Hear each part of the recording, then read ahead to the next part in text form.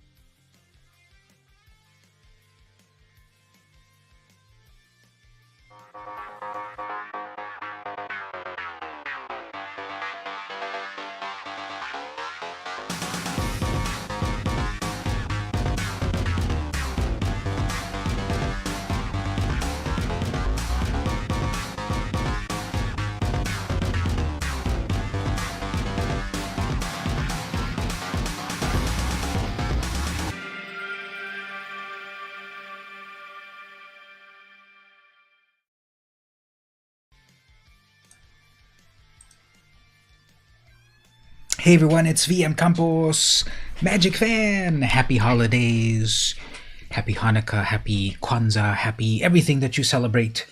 Welcome to, if we check the calendar, is this the very last stream? Yeah, it's the very last stream of the year 2020, GTFO 2020. But welcome everyone to the day after Christmas. So we've got gameplay, of course. I'm going to reach right over here and play some Ixalan. No, but we've got various game modes to play. Ladder climbing, gold digging, vintage cards, Christmas presents. That's all on the schedule that I'll put on screen at the moment, but welcome everyone. Missed you last week.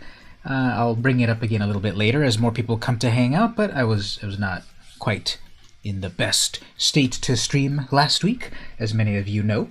But let's get started this week, switching over to the game right over here. So as you can see right here, I can almost reach down and touch it. Here's our schedule. So we're going to do some gold digging as we usually do, and as you can see here, apparently I haven't logged in a little while, so I've got some gold to dig. After that, we're going to look at some vintage cards. We'll look at the big board of cards over there. We'll take requests and stuff, and we'll look at some vintage cards from back in the day. And after that, we've got the Historic Shakeup. There's a brand new event happening. Ulamog over here is beckoning you to come to the event. So we're going to do the Historic Shakeup. Then we're going to talk about Christmas gifts. So I celebrate Christmas, and I got some gifts, and we're gonna see them. And then we've got some ladder. Actually, what's missing? Vintage cards, Historic Shakeup. No, I put ladder. I thought I changed it. Okay, I thought I changed it. There's one thing that's going to change right here. After the Christmas gifts, we then have Arena Cube. We're going to do some Cube. There we go. We've got some Cube that is also going to happen. It's been out for a little while now. I didn't stream last week, so we didn't do any cubing together. But I did do one game of cube sometime over the last few days. I did pretty well. I got you can play a maximum of 3, and I got 2 wins out of 3, something like that. I think I did well with a mono black deck, so we'll do that. And then I've got something labeled there as hot chips, so we'll get to that. And then possibly music. I am still cleaning up the mess from the last music endeavor that we did 2 weeks ago, where I got hit with 16 copyright. They're not. YouTube has this variety of levels of annoyance. I got 16 copyright claims. Now those are not strikes, and those are not like I'm shut down on YouTube or whatever. It's just that any monetization that I had on that past stream goes to the record companies instead of me. Even though clearly when we were talking about music last time, we were critiquing it based upon the fair use doctrine of listening to music, but we'll see. So that's our schedule there. Hey Stevie, I had a good break. Yeah, I needed the time off. I'm back now. We're back here to do the streaming. I was just talking about the schedule. As we can see here, we're going to try to get some gold for a little bit. I haven't logged in for a little bit, and see I've got all of those gold challenges I need to do, so we'll do that first. Then we'll look at some vintage cards from the wall of vintage cards. Then we'll play a brand new event that they've got here, the Historic Shakeup. Haven't looked at it yet. Then we're going to talk about Christmas presents. My Christmas presents are right over here, and then we can show my presents. And then we're going to have some Arena Cube event, and then hot chips, and then possibly music. I know how we can do the music part. If people like the music that we did last week, we can do it again. But when we get to that part, we have to restart the stream. We'll get to it when we get to it. But that's the goals for today. Hopefully you're having some good break at the moment from your classes, and hopefully you spent some time with your family and got some cool presents, and hopefully you're also still working on Blender and all the cool stuff. I think you said you were doing life drawing and such as well. So thanks for joining. Let's see if everyone else joins. Actually, what I should do to get more people to join is let's announce it on the Discord. I forgot about that. I get it automatically announced on Twitter, but let's update it. Everyone here on the Discord will say, hey, everyone here. I'm back on the stream this week. Come hang out as I play some Historic Shakeup, Arena Cube, and ... hot chips ? Question mark. So we'll put that out to the Discord and see how many more people come hang out. Let's see who might come by. Ashley, Mark, Gabe, Chance, all the people that come to hang out. Hopefully they come to hang out. Anyway, let's get started with the gold digging. So I got 20 red or green, 20 creatures, 40 creatures. Okay, let's see if we can change this one to get even more gold out of it. No, just 50. Okay, blue or red, red or green creatures. Okay, so what was I playing last? So I was playing this green brawl deck. Okay, I'll play that a little bit to see about getting the gold. Then we've got some other things to do, of course. And so eventually, as we see there on the stream, hot chips means I've got a bag right over here, out of camera at the moment, about some hot chips that I bought. And I'm gonna try some hot chips on the stream. See how that goes. See if I survive. I'm not doing any sort of, I don't know, maybe we'll figure it out together. Some sort of hot chip challenge. I don't know if you all watch Good Luck High Five. Megan and Maria often do these challenges where they open booster packs of magic cards and challenge each other, and then the one that loses a challenge has to do something. Like they've done the hot chip challenge, where if you if you don't have, the cutest card, you have to take a chip. They did one recently with Zendikar, and they had to take shots of eggnog. So possibly some sort of challenge we can do here as well. We'll figure it out. We'll figure it out as we get more people on the stream to see what good stuff we do. Okay, well, I guess they can't really take anything. Everything that I have here is a creature, so we'll give them an oops. Yep, that's a land. That's a creature. That's a land as well. So here's what I'll do. Cycle that away. Get something adequate. Alright, so clearly the opponent is going to be all about bringing back a variety of creatures from the graveyard. You love eggnog? I have not had it in a little while. Yeah, they're definitely doing the trick that they want to wreck my creature and then bring it back to life. But let's just go over here and just get a bunch of mana. 2 cards to the battlefield. How is that possible? Alright, so probably what I'll do is I'll bring out my huge giant. I'm already ready to summon it. They'll probably do a couple of these enchantments that weaken a creature because they want to bring it back to life. Well, I can bring out one of these. How about an 8/5 and it draws me 3 cards? Yeah, that'll be fun. So when was the last time you had eggnog?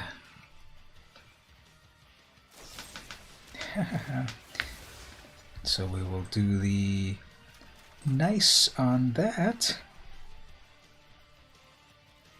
And I have a full grip of cards again. Okay.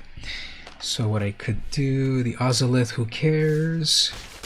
Last year during the holiday times, probably, right? Alright, so what I'm going to do over here, how about another huge creature? There's a 9/9. Do they have another removal spell? 1 removal spell. Okay, fine. They're all out of cards. So now we can bring out the big things. And then a cat. Okay.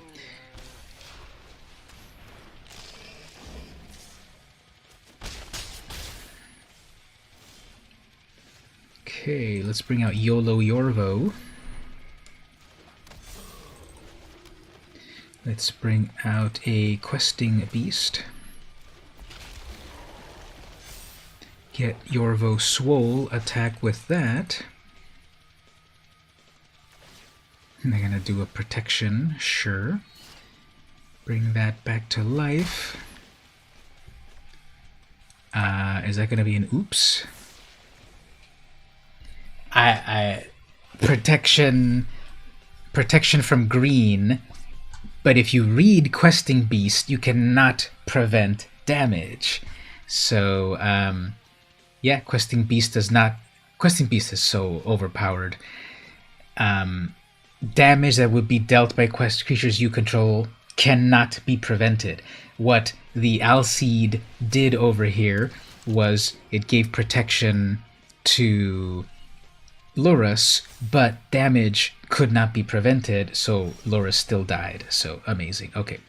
Anyway, let's bring out all of this good stuff over here. They're probably going to tap it with the Giant Killer, which is adequate.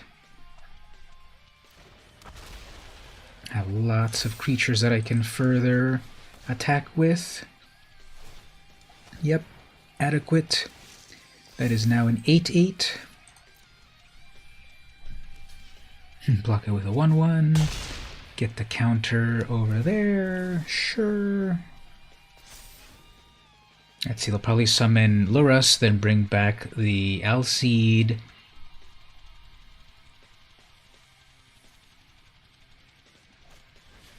Iliad's Punishment on that. Adequate.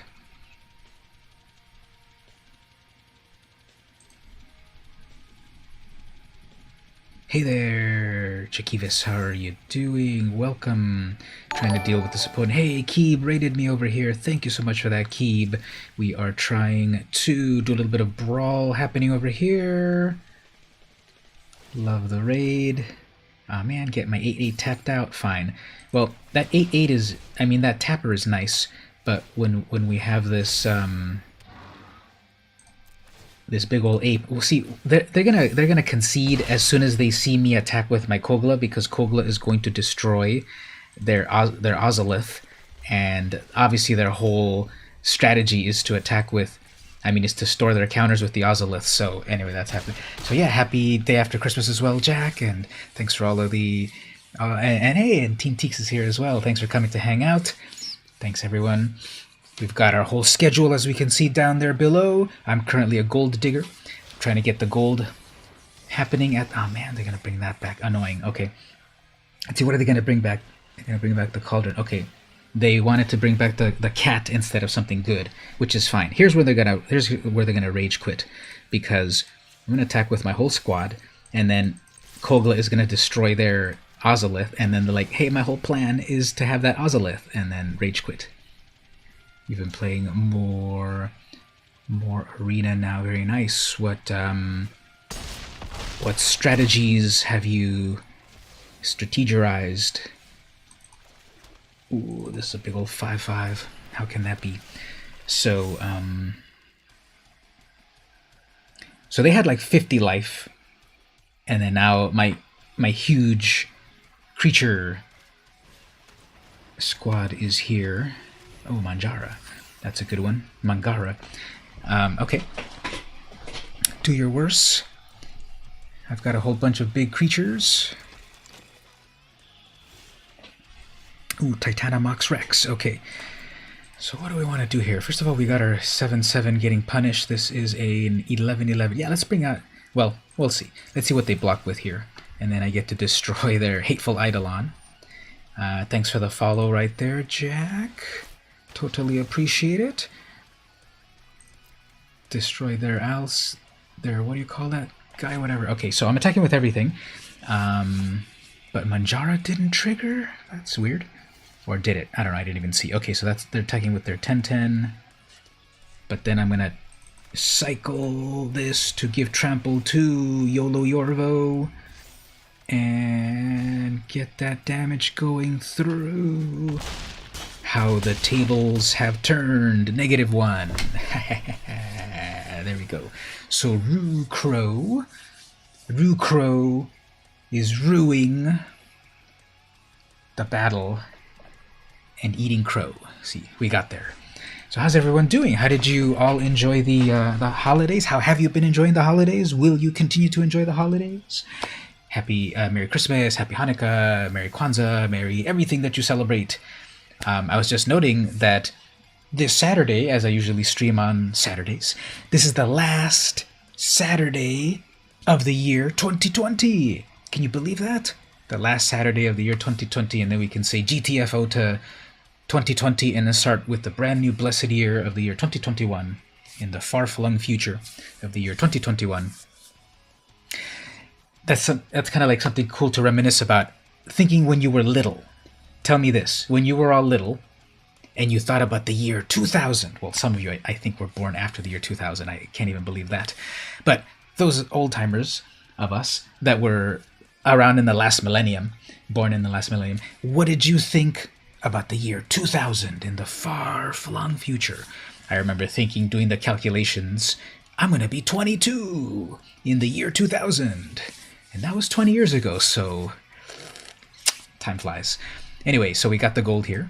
But tell me about that. What were you thinking in the future of the year 2000? About how... Well, the stereotypical, of course, is... The classic is flying cars. But what were you all thinking about? How would the future of the year 2000 was? And if you were born after the year 2000, don't even tell me. Just kidding. Tell me then... what you think about the year 2050. Is that like the next big milestone?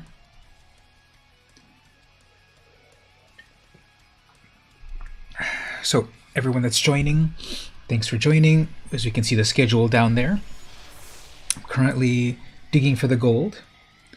Then we've got some vintage cards to look up on my wall of cards over there. Then we've got Historic Shakeup event. Then we've got looking at Christmas gifts, Arena Cube, Hot Chip Challenge, and possibly music. You weren't thinking how big it was at the time, just thought it was another year. Interesting. Oh man, what is that? Okay, so anyway, yeah, definitely. People were thinking about it in terms of, is Y2K going to destroy the world? Treacherous blessing, eh? Is Y2K gonna cause the grid to shut off? And is this and that gonna happen? And people were freaking out.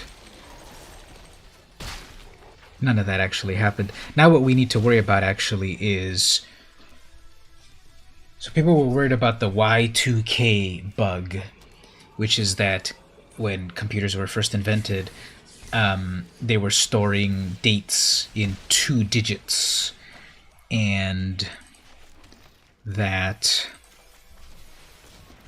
worked fine in terms of, obviously, if something says 7-2, it's 1972.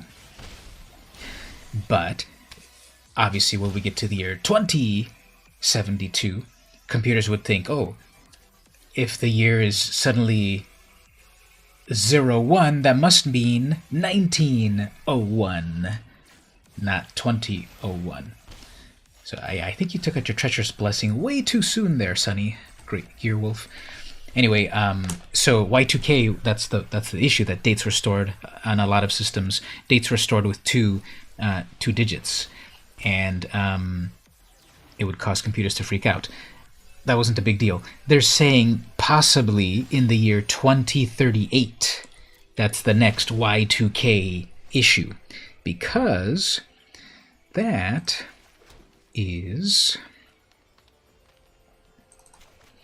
when the digits run out of I believe a 32-bit integer, which holds, you can, on a 32-bit integer, you can count all the way up to, I think, like 32 billion or something.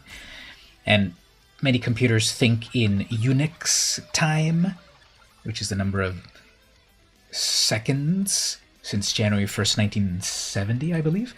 And so in the year 2038, there'll be no more space in 32-bit numbers to keep track of the date. I think the opponent has lost the will to live. So anyway, I believe 2038 is the next big Y2K. Watch out, the dates are gonna cause the world to crash. So did any of you ever hear about that? It wasn't yeah, I don't know what this opponent is gonna, I don't know what they were. Well, this is what I'm gonna do here. I'm gonna triple block with a 4/4, a 3/5, a 7/6 with vigilance and death touch, and I got triple killed. That would make sense if there's a pattern somewhere. Okay, Snapdax. Fine. Deals 4 damage to it. Oh, Questing Beast, you got me. Okay. So here's what we will do. Let us first Rabid Bite one of the blockers, thusly. Then let us tap their creature. And got him. Don't sleep on that spinning wheel. People think that it's only a mana rock. But if you've got the mana for it, you can then tap your opponent's creature, just like I did here. So, humble spinning wheel with butterflies and yarn. Oh, and I just noticed in the background with like a scythe and other deadly instruments and a skull and all that. Have you ever looked closely at the magic art sometimes that you play with all the time? I'm kind of looking at this for the first time. I always saw the spinning wheel, of course, but looking at it carefully, there's some sort of animal skull in the back, and there's a couple of huge Grim Reaper scythes. Is it scythe or scythe? I always said scythe, I think. I'm trying to sound fancy with scythe, but I think it's scythe? I don't know. And then what else is back there? Some drawers and yarn and butterflies. Yeah, so they had a double striker right there, but it was taking a nap.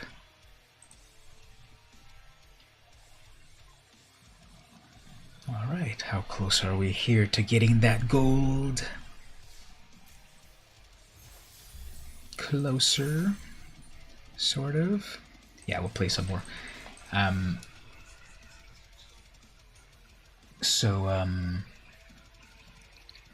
Today is day 360 of the year, and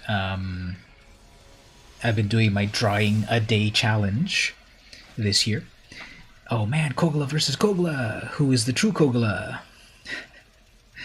Let's see. So they go first. We have a mana rock on turn 3, and then in a Cragplate Baloth. It's kind of slow here. Turn 3 mana rock. I know I've got acceleration earlier than that, so let's see if we can get something better here. Still not amazing. Okay, we'll see. So we will give them a nice, because we both have a Kogla. Let's see who wins out. Who is the bigger badder ape? Looks like they've got a turn 2 play. Oh, Wolfhaven, yep, so they've got their turn 2 acceleration, not good. Well, we have a 1/1 creature on the battlefield. Have to wait until turn 3 for my ramp. What do we want to do? Beanstalk Giant. They've got their Llanowar. I'm so close to that one. Okay, well, I guess we'll do it like this, because then now I've got a blocker. They're not going to attack, but, well, I should have attacked, I guess. But they already have 1, 2, 3, 4, 5, 6. That's 6 mana. That's enough for Kogla already. Oh, man. So they beat me to the punch. Yeah, they're probably going to summon their Kogla already and take out my Portal 2/1. But I'm going to have my Questing Beast. So let's see what they do. Okay, they're going to do more ramp. Okay, can live with that.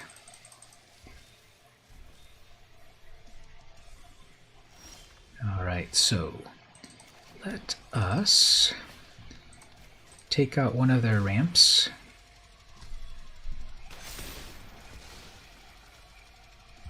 Attack with a 3/2. They'll probably summon their Kogla out of rage next turn.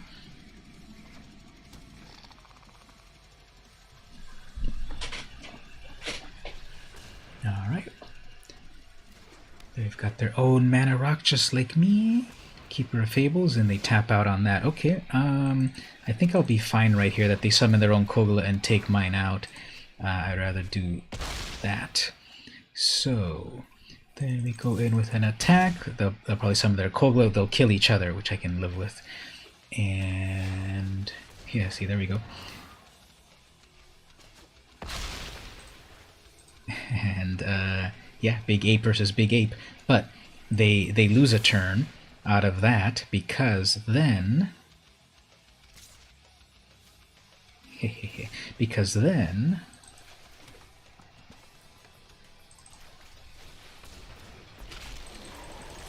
got some of that action, and then they're done. Okay, so now we know who the true Kogla Brawl deck is.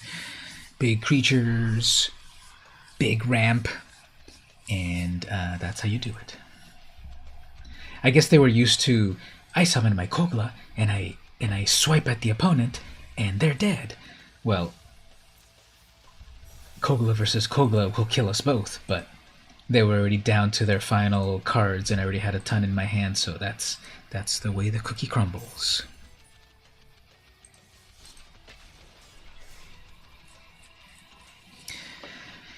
So what was the holiday meal that anyone wants to share? What did you have?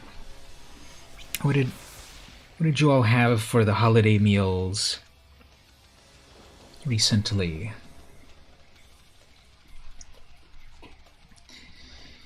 So this year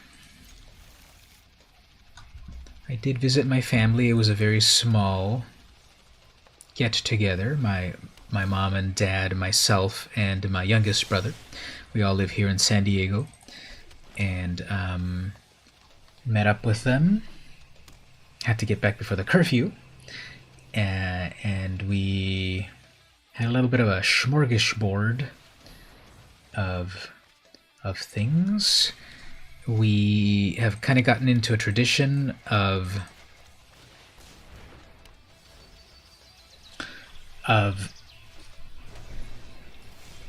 getting a variety of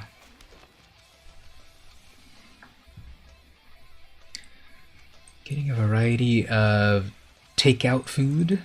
Sometimes we do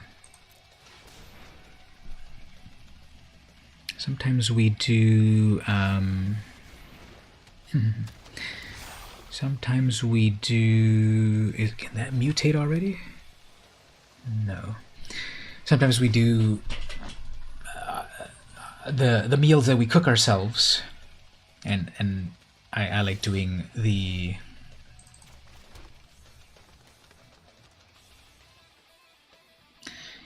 I like cooking a ham. I think what I should have done was well, I can still do it here. See if they don't counter that. I have a feeling that there's probably at least one counter spell floating around here. With blue.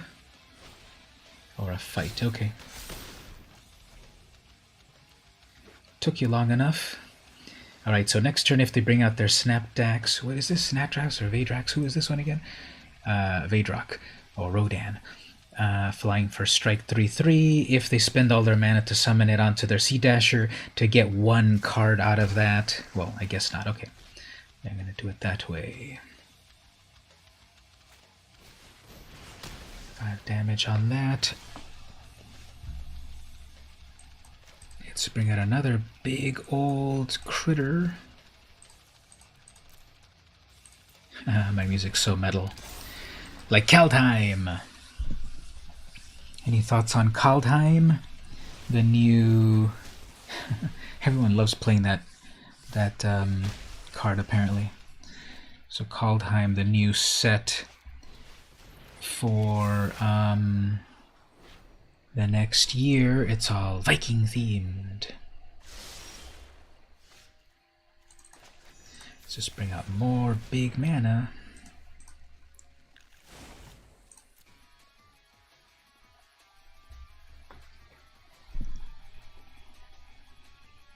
Yeah, let's just bring out a lot of mana. So I'll have no want for it. That's 10 mana right there.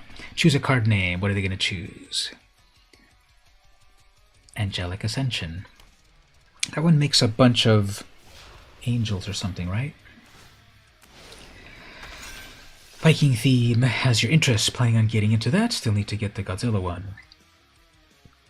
Yeah, Ikoria was very cool. A lot of Godzilla, big creatures and such. And this new set is going to be this Viking theme, so that's fun. Okay, they have one blue mana left. Is this going to be a counter spell? No. Okay, that's good. Well, are they gonna have one final protection? Angelic Ascension. Okay, fine. That still does its thing. No, not really, actually.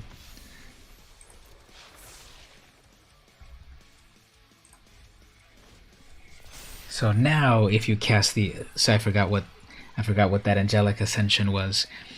But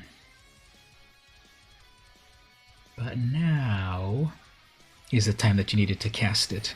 One more of these... mutates.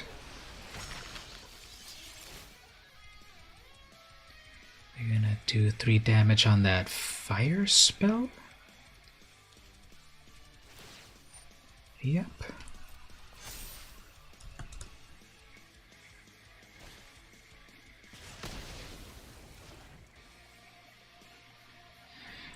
there's been a lot of other sets that since then they just put out so many sets. After Ikoria, the Godzilla set, there was Theros Beyond Death and Core Set 2020 or something. So there's been other ones. Definitely unfortunate. Well, not unfortunately, but there's definitely been other ones. And I'll look it up right here. There's been a few. There's always. They're coming out all the time. I swear, like I've said this over and over, that I feel like every set I talk of every time we have our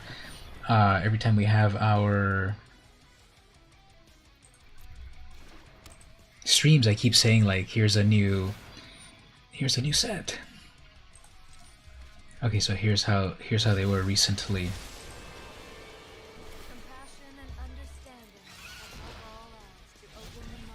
The sets were alright, so they're gonna tap out my Kogla.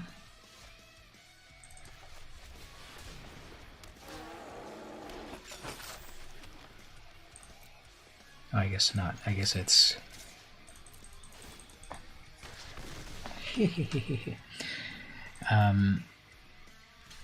so here's the sets they came out. I'm gonna mention all of them because these are just the ones that came out, but there were a bunch of other like supplemental things, like not unstable, what's it called, unsanctioned.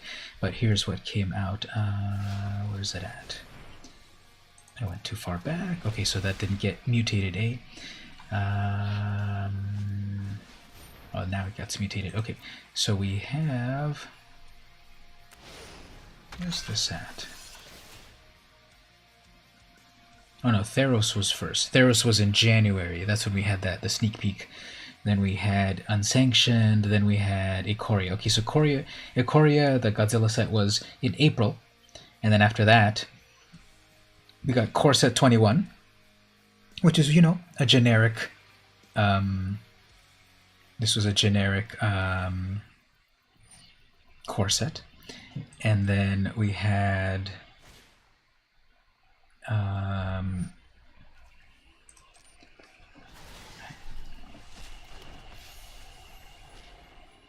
Jumpstart, which combined a lot of things. Then we had Double Masters, which is one of these fancy sets that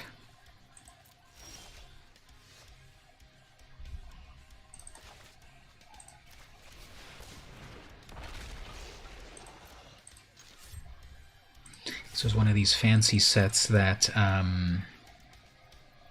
guess they don't want their Planeswalker at all. Joke's on me. And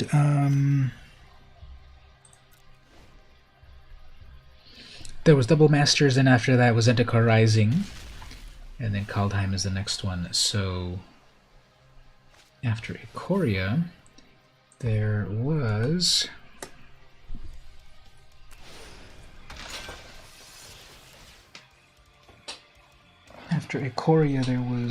that. So I didn't know if I was going to make this announcement yet, but I mentioned before that my cat passed away. It's exactly a week ago that happened, and so the I'm gonna most likely eventually adopt another cat. My parents have a little kitten that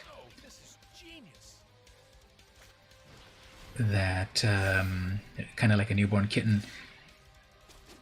I think they think I'm gonna go waste my time with the Planeswalkers, but I guess what I need to do is instead go out over here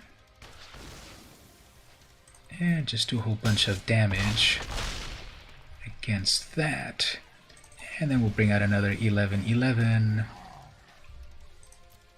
like that. So anyway, my parents have a like a 2-month-old kitten, and that's the plan. Because I had my cat for, well, it was 13 years old, and it lived with me uh, 10 years, I think, before I moved to my first place. It was there. Now they have one blocker. They've got 1,000,000 mana. They've got one blocker. They have the Labyrinth of Scophos, which will block one of my attackers. But what are they going to do here? They've got 1,000,000 cards in hand and 1,000,000 mana, so they might win. I've got 8 mana. I've got 8 life left. This has kind of been an interesting match so far. Another Planeswalker. Okay.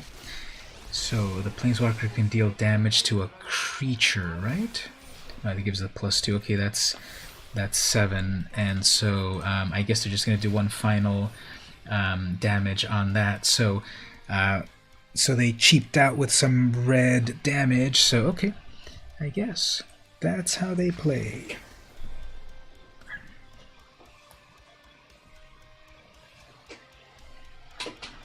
So this is the kitten right here. He was asleep earlier. Let me go over here full screen. So this is the kitten. Looks a little deja vu, right? Looks a lot like my old cat, my little guy that I had for 13 years. And so this is my parents' newborn kitten over here, and he's hanging out with me. And he came in. He was asleep earlier, and he came out to hang out. And he's like very similar to, my other cat's colors. My friend Patricia says he looks a little bit more taupe than gray. I haven't really picked a name yet, and I don't really give names to my animals, but because they have their own names.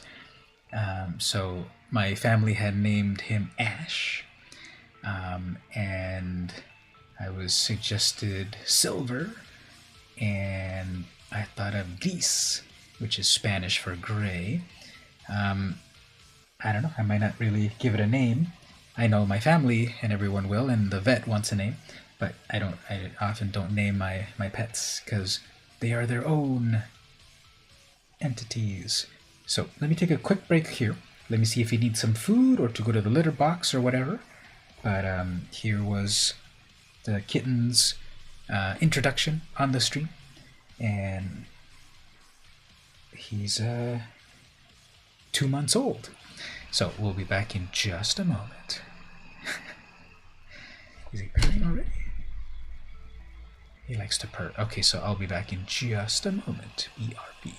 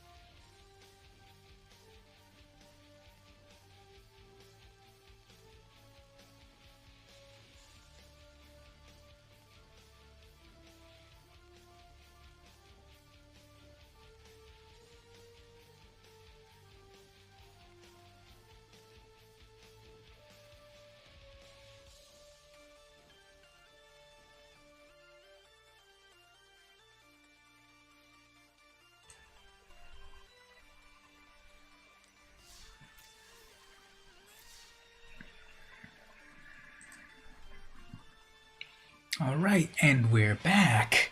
Had to go take the kitten over to the litter box. Such a spoiled cat because the kitty litter that I already had for my previous cat was not acceptable to this new kitten, and he didn't want to go in the litter box. So I had to brave the horror show known as Walmart the day after Christmas to get the special litter that my parents were giving him when he just came back in the room again. I thought you were playing over there with your play toy. Okay, let me do one more thing here. Let me bring his toy that he was playing with because he wants to be with me because, you know, cats want to be with people even though they act like they don't. So he came back right here even though he was over there playing with his toy. So let me bring his toy, and then he's going to be out here hanging out with me with his toy, and we'll play in one moment.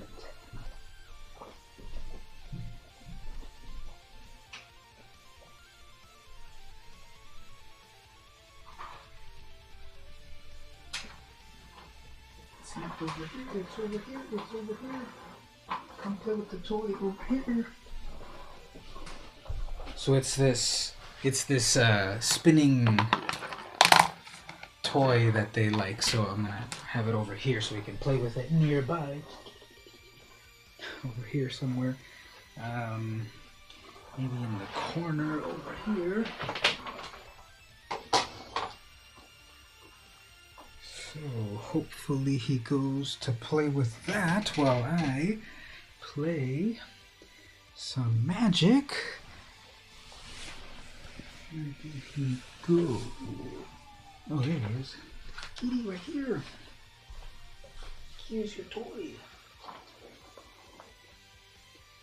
Maybe he's still hungry or something.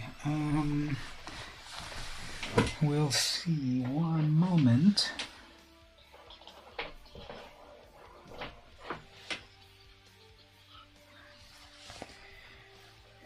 Not sure if he just wants to hang out here, or is hungry, or just wants to explore. This is the first time I let him in the room over here. He's been on the other parts of the house, but he might have wanted to come to hang out with me. And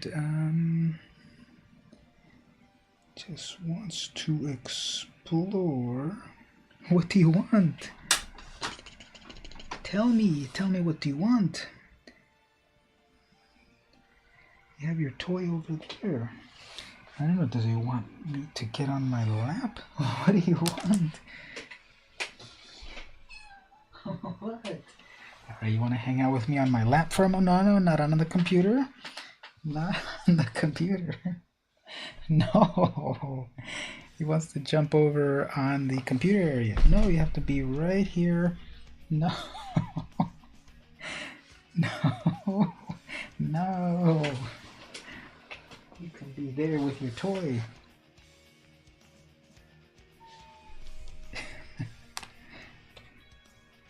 Maybe I need to finish feeding him or something.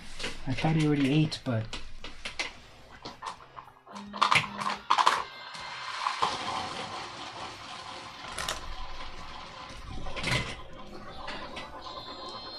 Let's see if he plays with that.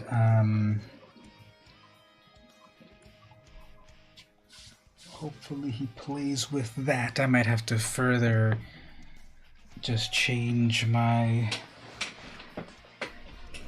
gameplay. But you know how pets are. Okay, he's playing with it over there. So, okay, let him play over there and we'll play back over here. Alright, let's get back to the gameplay over here. So, so many of you have pets, right? Tell me about your pets. Yeah, he's seeing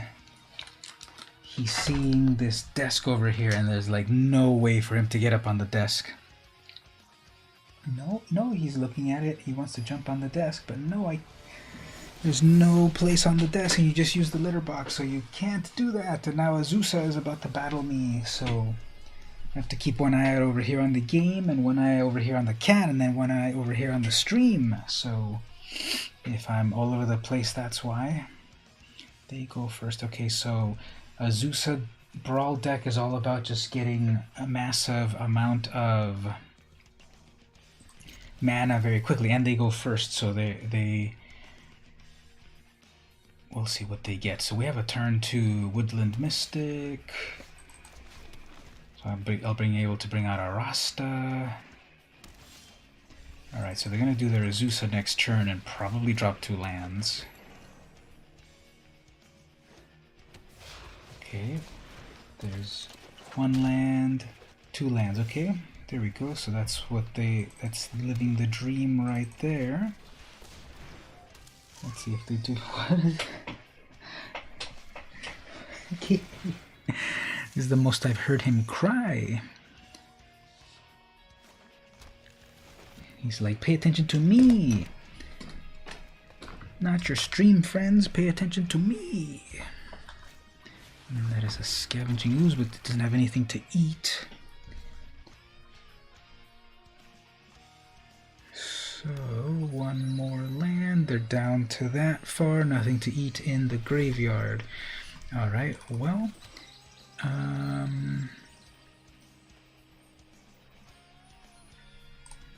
guess we can attack with that. Next turn I can bring out Kogla, but then they've got 3 cards in hand. They've got 8 mana. What are they going to get with 8 mana? Kenrith on that, fine. Not so bad. Visionary. Nothing in the graveyard to eat. Kogla next turn. I'll hit the Scavenger, of course. Yeah, they're like, is there anything good in the graveyard? Did I bring out this ooze too fast? Huh. No, what? Okay, so here's what we will do. Got one of these big guys. Hit that ooze, of course. They hit nice on that. What are you doing over here? What do you want? And then I can attack with one of these. Yeah, cats being cats. Look, it just wants to jump on the table there, but I can't let you. I know it's fun there, but it's not fun for cats. Oh man, that's a 10-10 with haste, eh? No problem. And it's got hexproof. Okay, so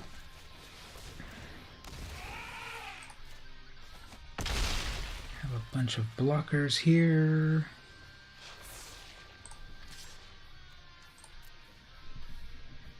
We have a bunch of blockers.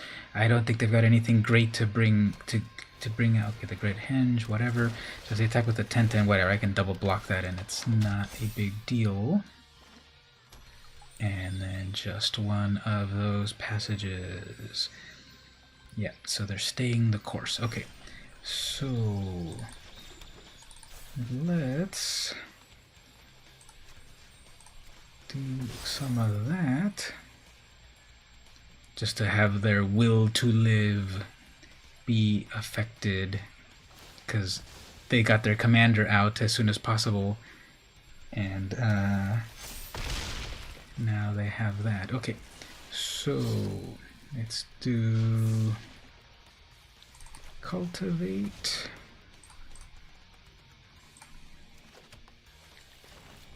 And I can hold back.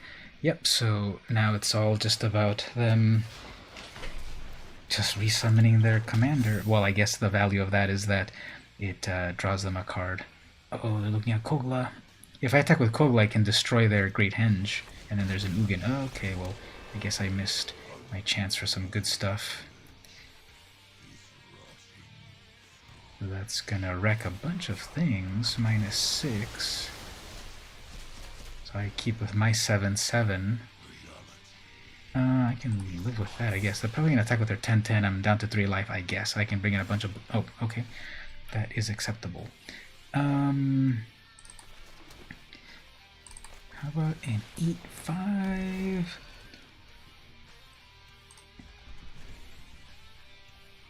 And I will rebuild the Zusa again, sure.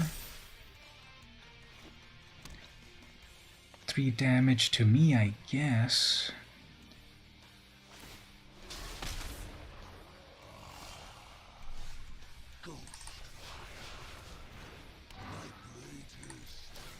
One damage on that, and another damage, double damage on Azusa.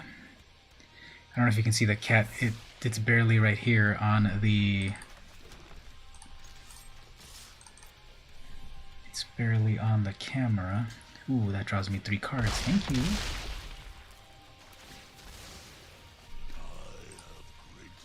So that is that.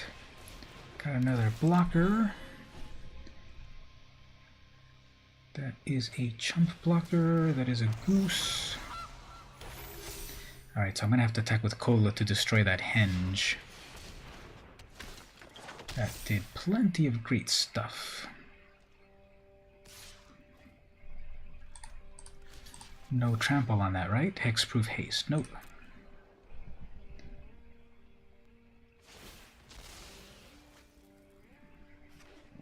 Crack a wild for some reason. Eat a food. Fine.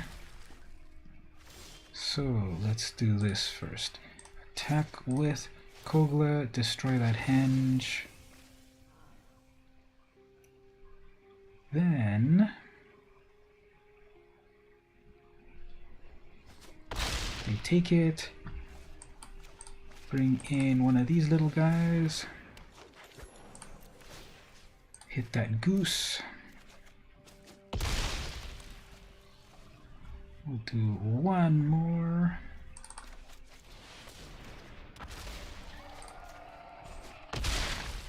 And then go in. How the mighty have fallen.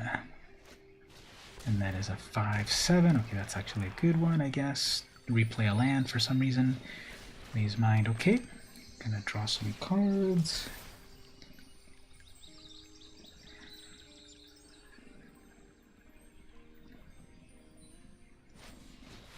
Oh man. Well, they drew 10 cards, but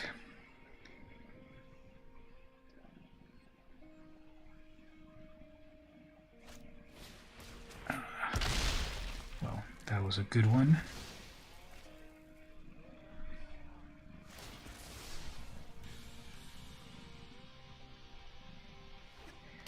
What else can I do here? Well, that's going to be a 14-14 with trample or something, so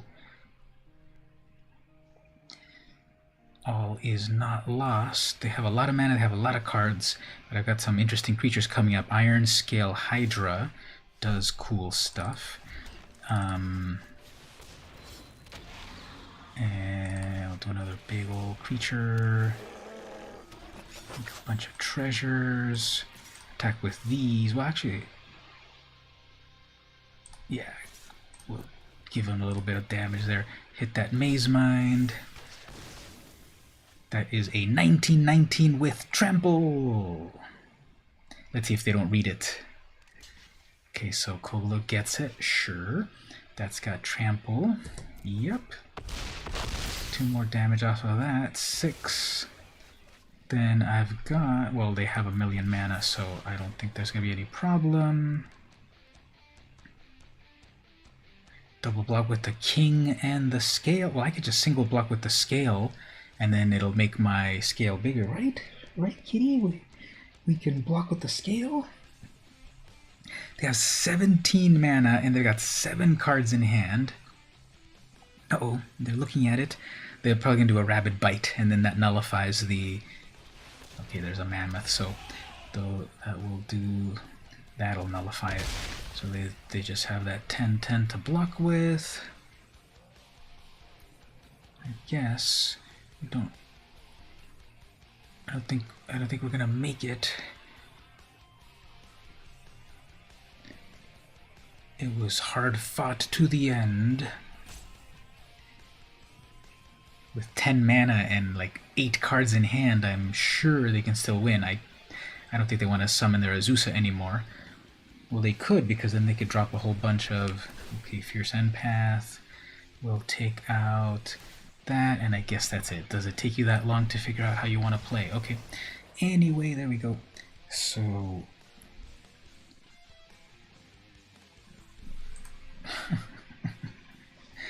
No, don't look over there.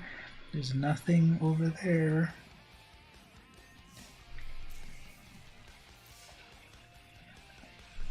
So we're very close. We're at 32 out of 40 for the creatures, and then I have to switch over, and then we've got other game modes to play. So how's everyone doing so far? Having a good evening, hopefully. Streaming for 1 hour now.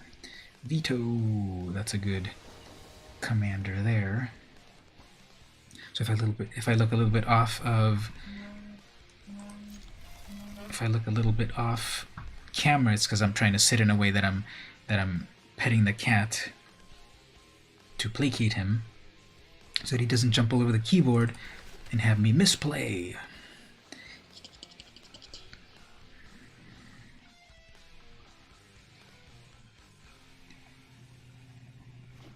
So just cats being cats. Oops, that's my turn right there. Okay, so all I need is my 3rd mana, and I'll be fine. I think he's looking at the cards being dropped on the screen.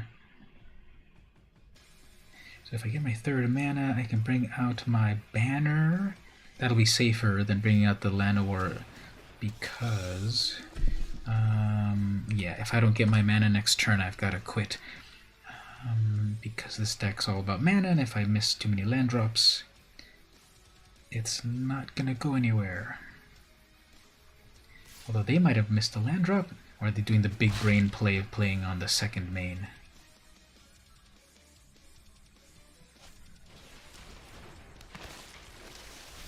Oops, there was the mana that you needed. Yep, so I can't play Magic without lands, so GG!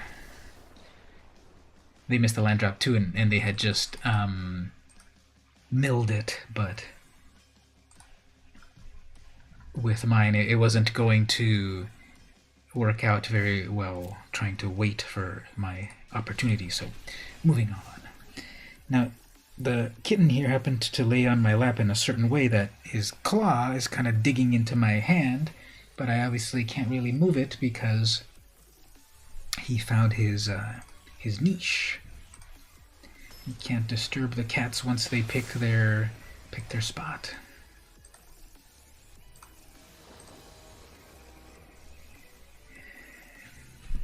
That's bad. And that's also bad, but I've got a cycling card, so at least I can do something on turn 2. I guess turn 4 I've got my spider, and they don't have anything either, so I guess we've got 2 things to cycle. We'll never get to that one, so let's cycle the Titanomox Rex. Okay, there we go, Mana Rock. See if this doesn't get countered. Green. What am I? Oh yeah, Karuga. So Karuga does fun stuff. There's double green for a counter spell, so is there any way that they have a counter spell, or do they have a cycling card?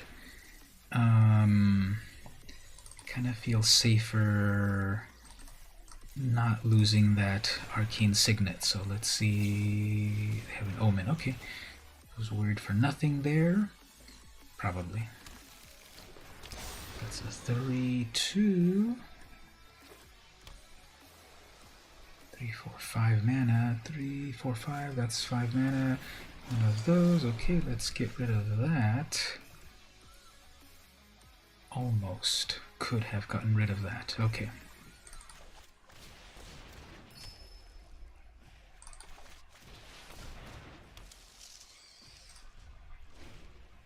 Yeah, the kitty wants to learn how to play Magic. He wants to get close to the mouse and then give me some tips on gameplay. Okay, that becomes a 3/4. What are they going to do with that? Put it on top. No attacks. Okay. Protection from black, but let's see here. Okay, so we'll do that.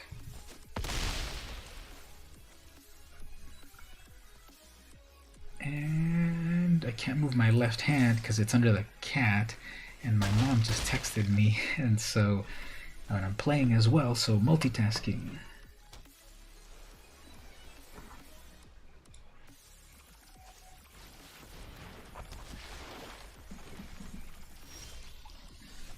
So that is a 7/6, but I'm fine. Well, actually, yeah. Yeah. So anyway, I'm fine losing that.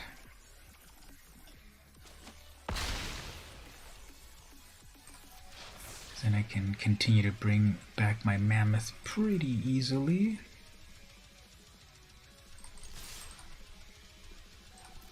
A lot of big creatures.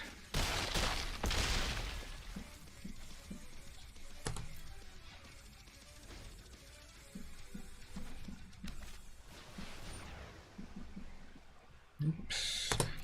We want that Ashara and an Uro. Actually, we want to save that return to nature for Uro, and then they're gonna rage quit. Yes, beautiful. Because return to nature does 3 things. The third thing is exile target card from a graveyard. Uro, and then rage quit.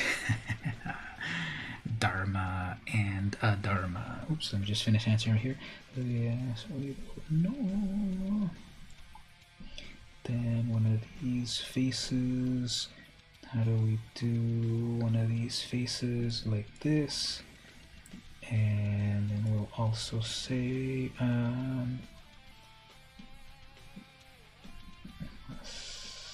aqua.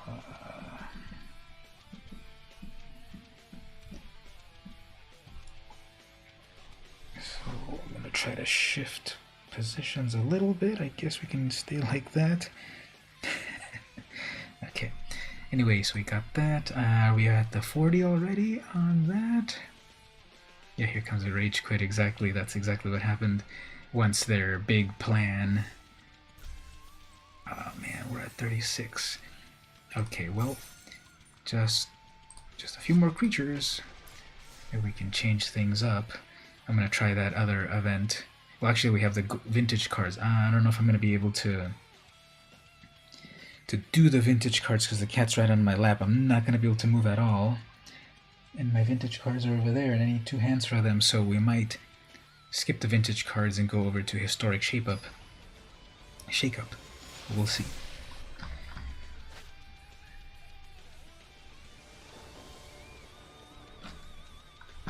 Alright, so we have mono green versus mono black.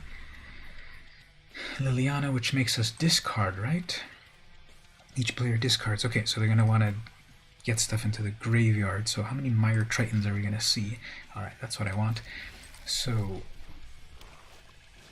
Scorpion. People love that card. I see it over and over and over. Double black, Mire Triton. No, okay. Probably have a kill spell, but I don't really need to kill yet. See, if they tap out of mana, I can summon my questing beast next turn, and then okay, so they're gonna get the beast.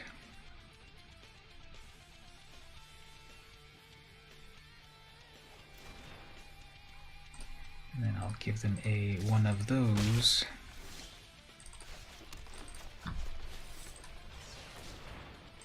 Did a couple of lands there.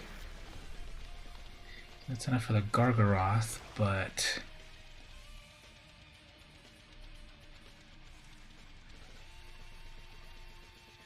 what's the play here? If they summon their Planeswalker already, I can't hit it directly. That's what I needed the questing beast for. So they're gonna make me discard. I'll discard this land, of course.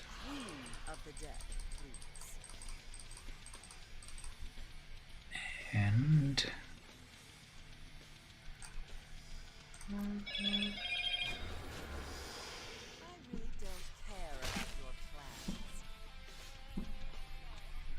can do one of these Troll Kings. Or one of these. If I lose that, I can bring it back from the graveyard. So we'll see what we get here. Well, not really. They're gonna plus.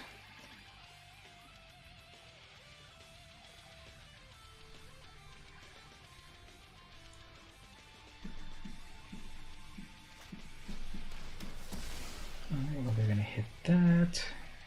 They're gonna hit my. Well, I actually have. Let's see if they don't realize that, because I have reach.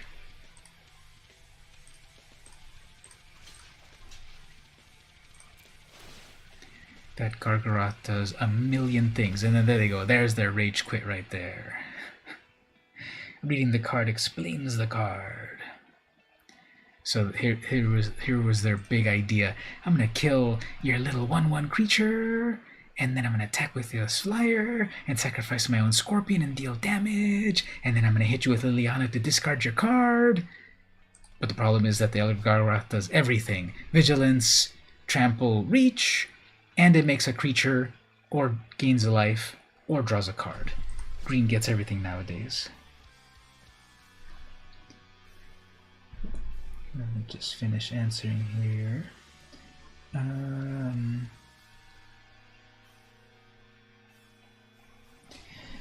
me just answer this.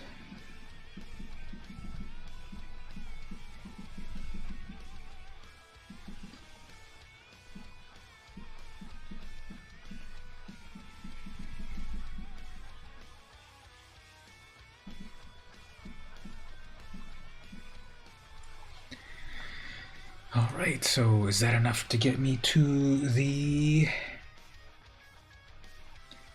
my gold?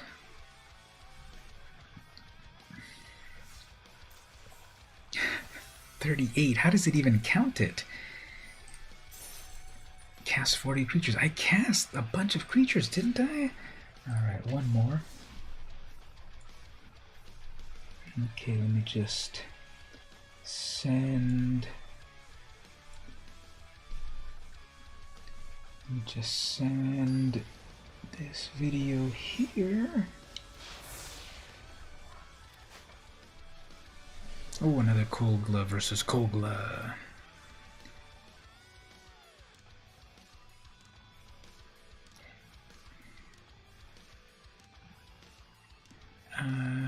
Okay, I get to go first.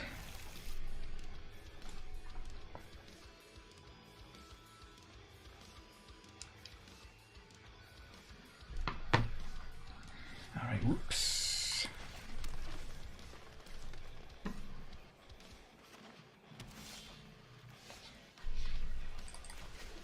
Ooh, they have some cool lands. That's the Kamigawa lands, maybe?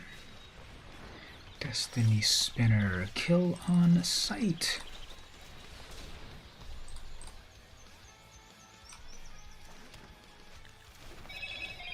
Oh, my battery needs to get plugged in. Man, I can't move anywhere properly.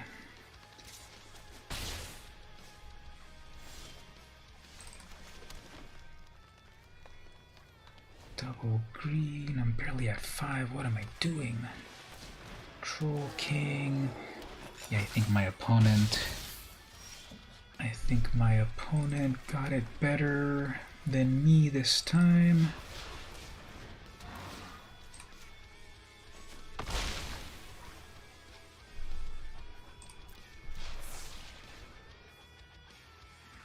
Five, 6, 7. Well, I can bring... Okay, they're gonna go Migration Path. They can bring back the Troll King. Yeah, they're gonna bring back the Troll King.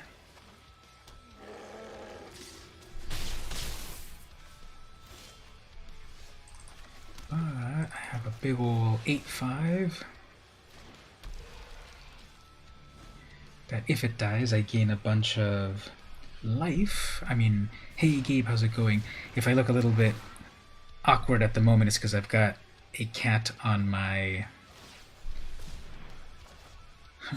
I've got a cat on my lap. So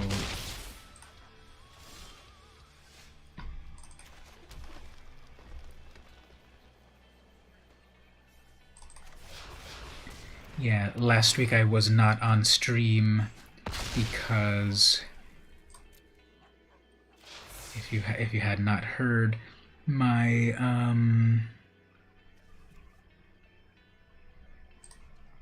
my cat had died. He was 13 years old, and a week ago exactly, he died at the vet. So, 6 mana. So, my parents, who I guess I'm dead here. My parents had the have a kitten that was born 2 months ago. So it worked out that way. So yeah, it was difficult. I'm sure he's come on the stream. You've seen him, right, on the stream, and my white cat that I had. So there we go. I finally got it. So yeah, that was a week ago. That's why I wasn't on the stream last week. I mentioned it in the Discord, but then it was sad, and he lived a nice life. I got a lot of feedback from him that he, he had a nice life and everything. So, don't mourn for him, and I've mourned as well. But my parents, 2 months ago, they found a stray kitten that the mother cat abandoned, and they rescued it 2 months ago, and they were raising it. And then so last week my cat died, and then they said, well, so that you're not alone, do you want to take him? And so I brought him home last night, and he's right here on my lap. And if you remember my cat from the previous streams, it's a little deja vu, right? Another cute fluffy white cat.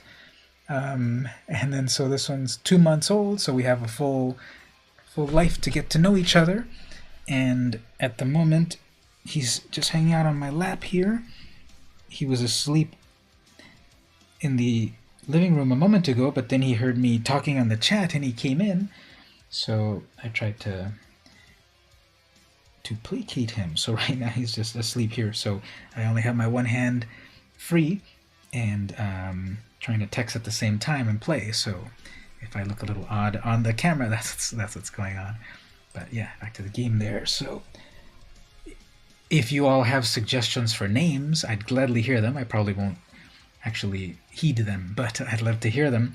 Some suggestions. My parents were calling him Ash, and Bebo. Bebo or Bimo? No, I think my brother said Bebo because it was a joke, like Bimo from Adventure Time. Bebo. And then my friend, she said Silver, and she said, what about a fun name from Magic? And then I'm like, Ajani, right? Because that's the big cat character from Magic. She said, what about something easier to say?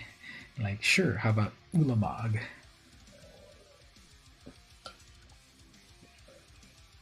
And to be honest, I'm not big into naming pets, animals, just because I think, they're animals. They're special, and they know each other by scent and all of that, not by names. So, Mom is also texting here.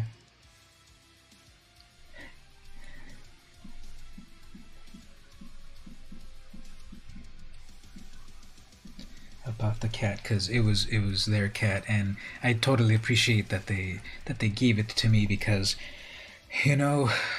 to be honest, real talk and all of that, I always kind of thought of myself as a pretty solitary person, and that's kind of the kind of person that I grew up as. But I wasn't really alone. Here I had my cat, and that's been 10 years that in the two places that I've lived, he's been there in my first place in East Lake, and then now my second place here. So that was something sort of that like I never thought too much about until he died, and I'm like, yeah, I wasn't really a solitary person. I had a cat to take care of and to play with and to keep each other company and everything. And then during that time that when I lost him, that 2 days was very difficult, 2 days in a row, and then little by little less painful. And like then they said, well, here's this newborn cat, and we already have 4, so how about you take one? And for a moment I thought, I don't want to replace my cat so soon, but it is nice to have a companion and someone to take care of. That's the name, Loris. That's the name of this cat that we're gonna pick. The white and black companion card from Ikoria for this cat. No, but it was great of them to offer for me to take him on, and I felt, it's the deal on all of the companions, eh? And on the one hand, I also felt, well, here's a much younger cat than I'm used to, and I'm gonna have to deal with all of the things of a young cat. So he's got on Monday his first shots. He's got to get neutered as well. All of those things that cats need. So there's that. But of course, he's got way more energy than my old cat, and that's its own good things and bad things. But he at least he knows about, like, okay, time to go to bed, and he's docile about it, so that's good, so that he's not running around at night. Sometimes some cats, they're running around at night because they're nocturnal and you're trying to sleep. So far over these last 2 nights he has been nocturnal, which is great. I'm gonna try to reach over and get my phone charger because my phone is dying, but I can't quite move because I can't quite disturb the cat. Let's see if I can do it. Okay, so got my charger. Ever think of any creative? You'll let me know. Thanks. Yeah, some fun creative name.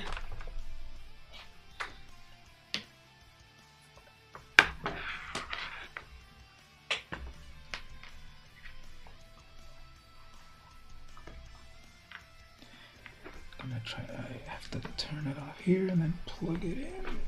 There we go. At least it's a USB-C, so it can plug in at any direction. Let me just finish answering my mom here. I'm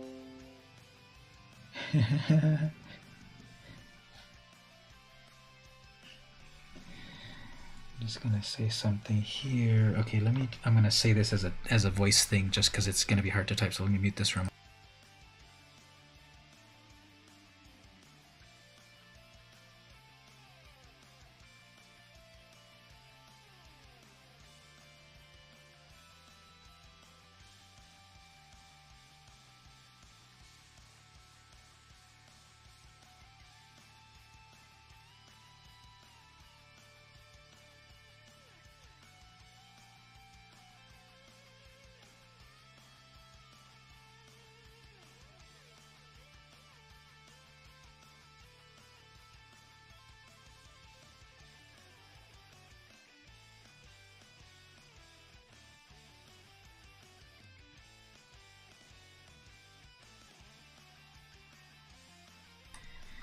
Alright, so let's open a pack right here. Core 21. What's the good stuff in here? Sanctum is good, I already got one. Cool art on Shock. And the rare is Teferi's Aegis Insight. Oh yeah, that's the draw extra cards. Pretty cool. I don't have that in any deck really, but that'd be a cool one. And then let's open the Zendikar booster. I love the art on this one right here. Wiley Beckett. They did They've done a lot of cool art. And check something here. A colon Beckert or Beckett. It's Beckert.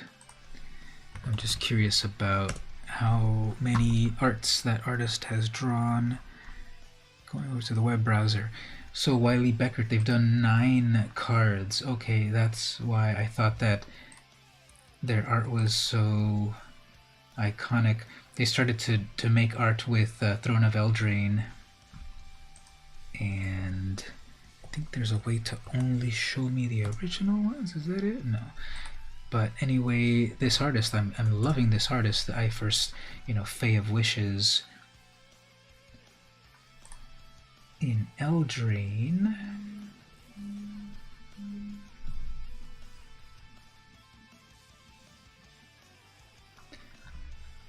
So that's some amazing art there. Finishing below.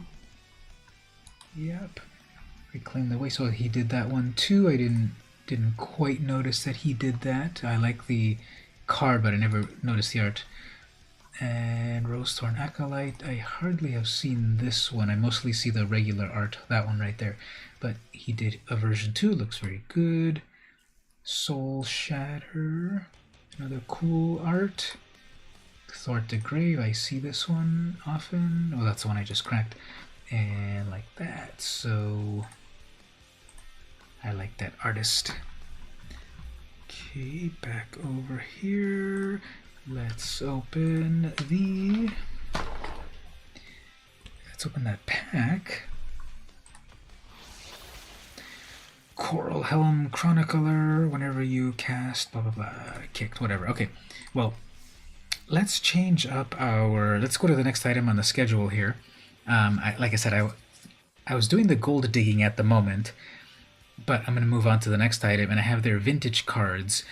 I can't really move to get my vintage cards over here, and possibly with one hand, possibly I could do something here, but it's going to be difficult, so I'm going to have to skip the vintage cards for the moment. If the cat wants to eventually get on his bed, or maybe I can put his bed here and then we can hang out here. But I'm going to go over to the next item, the Historic Shakeup. So I haven't seen this event at all yet, but we got Scary Ulamog right there. We're shaking Historic up with an additional banned list for this event only. For the full details, including the cards, click here. I wish that they would have it all like fully integrated in the software, I guess, and it's not too much to click, but I feel like, it takes you elsewhere. So anyway, here's the cards that are banned in this format. Oops, if I switch over here and I open in my other browser, okay, copy, Link got his item. Okay, so here's the banned list. Let me just do a quick thing here. Let me mute it.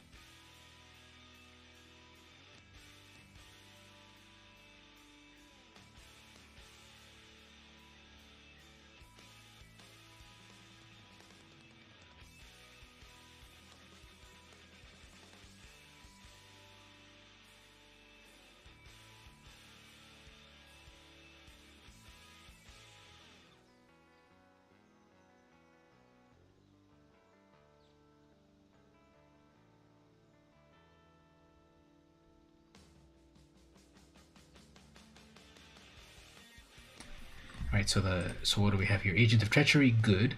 Bone Crusher Giant, good. Cauldron Familiar, no, not Cauldron Familiar. Collected Company, Embercleave, Field of the Dead, good. Fires of Invention, Coarse Spirit Dancer, what's this one? Oh yeah, the one that gets bigger with auras. Why? Land of War Alpha's banned, huh? Lotus Cobra, good. Muxus, no, that one's cool. Nexus of Fate, hey Keeb, you're queuing some rank standard. Ooh, nice. See how that goes. Maybe we can also do 1v1s or whatever on stuff. Oops, I needed to do the allow for you over here. The art looks cool. It looks like Yoshitaka Amano. Hey, that's funny. I guess because that was in Japanese, it wanted me to confirm that you wrote that. That's kind of weird. But anyway, I did. Yeah, I like the Yoshitaka Amano style a lot from Final Fantasy, which is one of the gifts that I'm going to talk about in a moment. So, what else do we have here? Oko, that's banned. Good. Omnath, whatever. Once Upon a Time. Phyrexian Tower. Oh, really? Teferi, Thoughtseize. Why do you put these things into the format and then ban them right away? Wizards. Torrential Gearhulk. Yeah, everyone hates that. Why did you put that in there? Ugin, Uro, Veil of Summer, Wilderness, Reclamation, Winota, and Wrath of God. Yeah, why did you put Wrath of God in right recently, and then now you and now that happens. So okay, get back to the game over here. I have a deck that I can play, and the thing about these events is it's just win one time and you get a mystery cosmetic. There's like no there's no not too much incentive to keep on playing this event. All of these things are banned, which yeah is gonna shake things up, and that's cool, but there's like win one time and then that's it. They really should make this like even if it's like a pittance of gold, it's cool to have it show get up to 7 wins. Even if it's like 500 gold at the 7 wins, so many people would still play this event to show off I won 7 games. 1 game win and then you're done. You know, what are people going to, why are people going to keep coming back for it? But anyway, let's give it a try. So I want to play my Ulamog deck over here. Invalid deck. Why is this invalid? What do I have that they don't like? Oh, Wrath of God and then Ugin. Okay, well, never mind. Carry on. Well, let's try... Hey, wait a minute. Oh, never mind. Okay, let me pick a deck here. What do we want to play?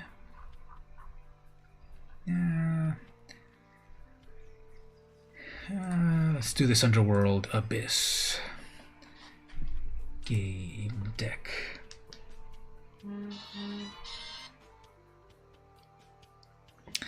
All right.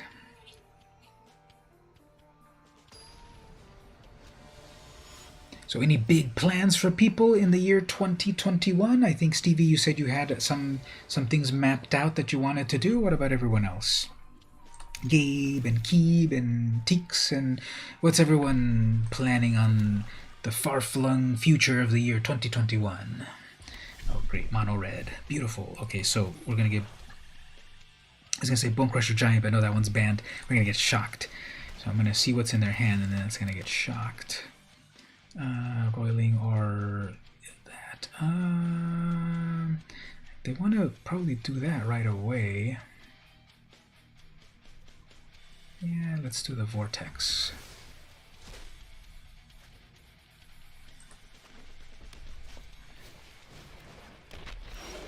So my brother... Actually, I have my win condition right here. Yeah, I have my whole win condition right now, actually. I just realized it. So next... Well, if I get my 4th land, I have my win condition. So if I get my 4th land, I play the Nyx Lotus. That taps me out. Then when it comes back to my turn, I play the Peer into the Abyss, and then I win. So let's see, 4th land. Come on, that's not too hard. That's not a freaking 4th land. Okay, they're going to get their 4th land. They're going to summon their Chandra, so I've got to keep up. Well, I could have actually... Yeah, I can still do it. I'm gonna grab their Chandra over here. Royal Eruption. Never mind. Okay, well... They have all the Planeswalkers. So if I had my 4th land, I would have played my Nyx Lotus, then I would have done my Peer and won. Now we have to kind of do damage control. You just realize with an Amazon Prime account, you can download free games, 5 or more. I don't know. I don't have Amazon Prime, so I don't know. Probably is what I'll say. And then one big plan is to learn the Unreal Engine and coding. Learn one of your installments, get better at it, and such. Very cool.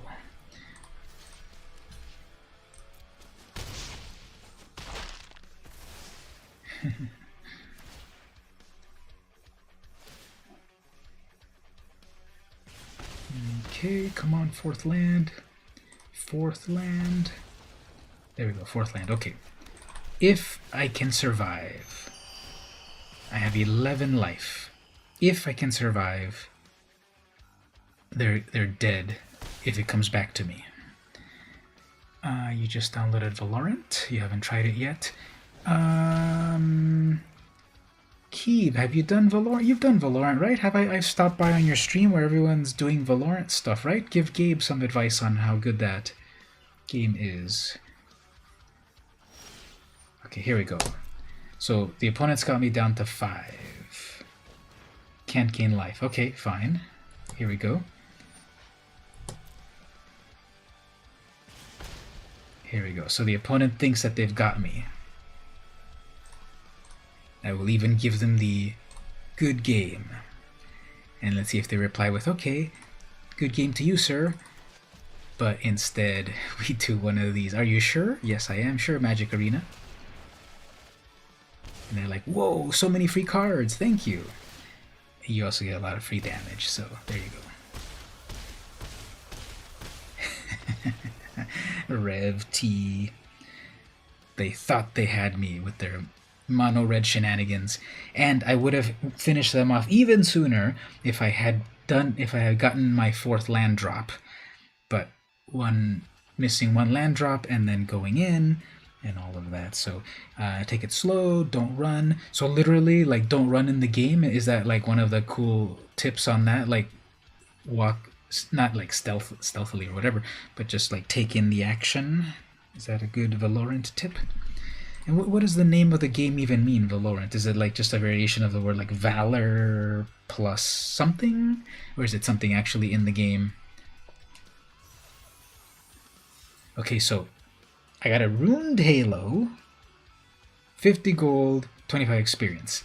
And that's the event. Like, so underwhelming, isn't it? Like, there's not a lot of incentive to keep playing it, even if it was a whole bunch of cosmetics. I think that would still entice people to play. Right now, I don't really have any more enticement to play. It doesn't rank me up anymore on the ladder, and yeah, I can avoid Uro and Ugin and Thoughtseize and all of that. But again, there's like, what else is there to do here? I already won the cosmetic, and doesn't rank you up. So that's Historic Shakeup. Historic Shakeup. I mean, Historic Shakeup. I keep saying shape up. So, all right. Next item on the agenda: Xmas gifts.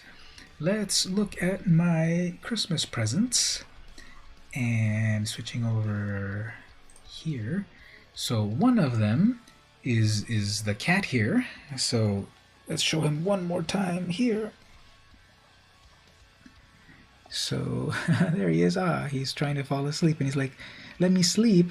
You can talk to your Twitch friends later. So if you were here on my previous streams, you know that my senior citizen cat passed away last week, and this little guy was born 2 months ago, and my parents said, hey, you should have him. We've already got 4 cats, so you might need one. And so I adopted him and brought him over on the 20th. I spent Christmas Eve. In my family, it's more about Christmas Eve than Christmas Day. So I went on Christmas Eve, had our dinner and such, and then brought him back that night. So I've had him since the night of the 24th. And yeah, so I haven't picked the name yet anyway, so that's one of the presents. Here is my other present. I got a really cool, nice, warm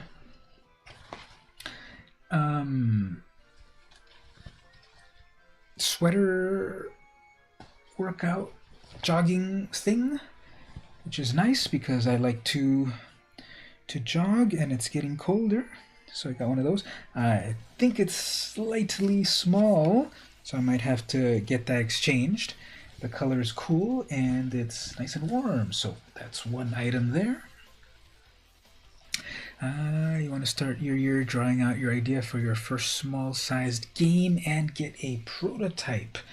Cool. Is that something that you would be doing in, like you said, Unreal Engine or something else, like Adobe Animate? Remember CIS 126. Okay, so that's one thing. Put that over there. I got, this is not really a present, but my presents, one of the presents came in this, I think my niece gave this to me. It's the, it was the box that this came in. So it's just a fun, I should actually use this for the cat to get into. He's always exploring. Cats love to explore. Okay, so I got that. The clothes was from my dad, I think. So from my brother, he lives in Northern California, he got me this. A cool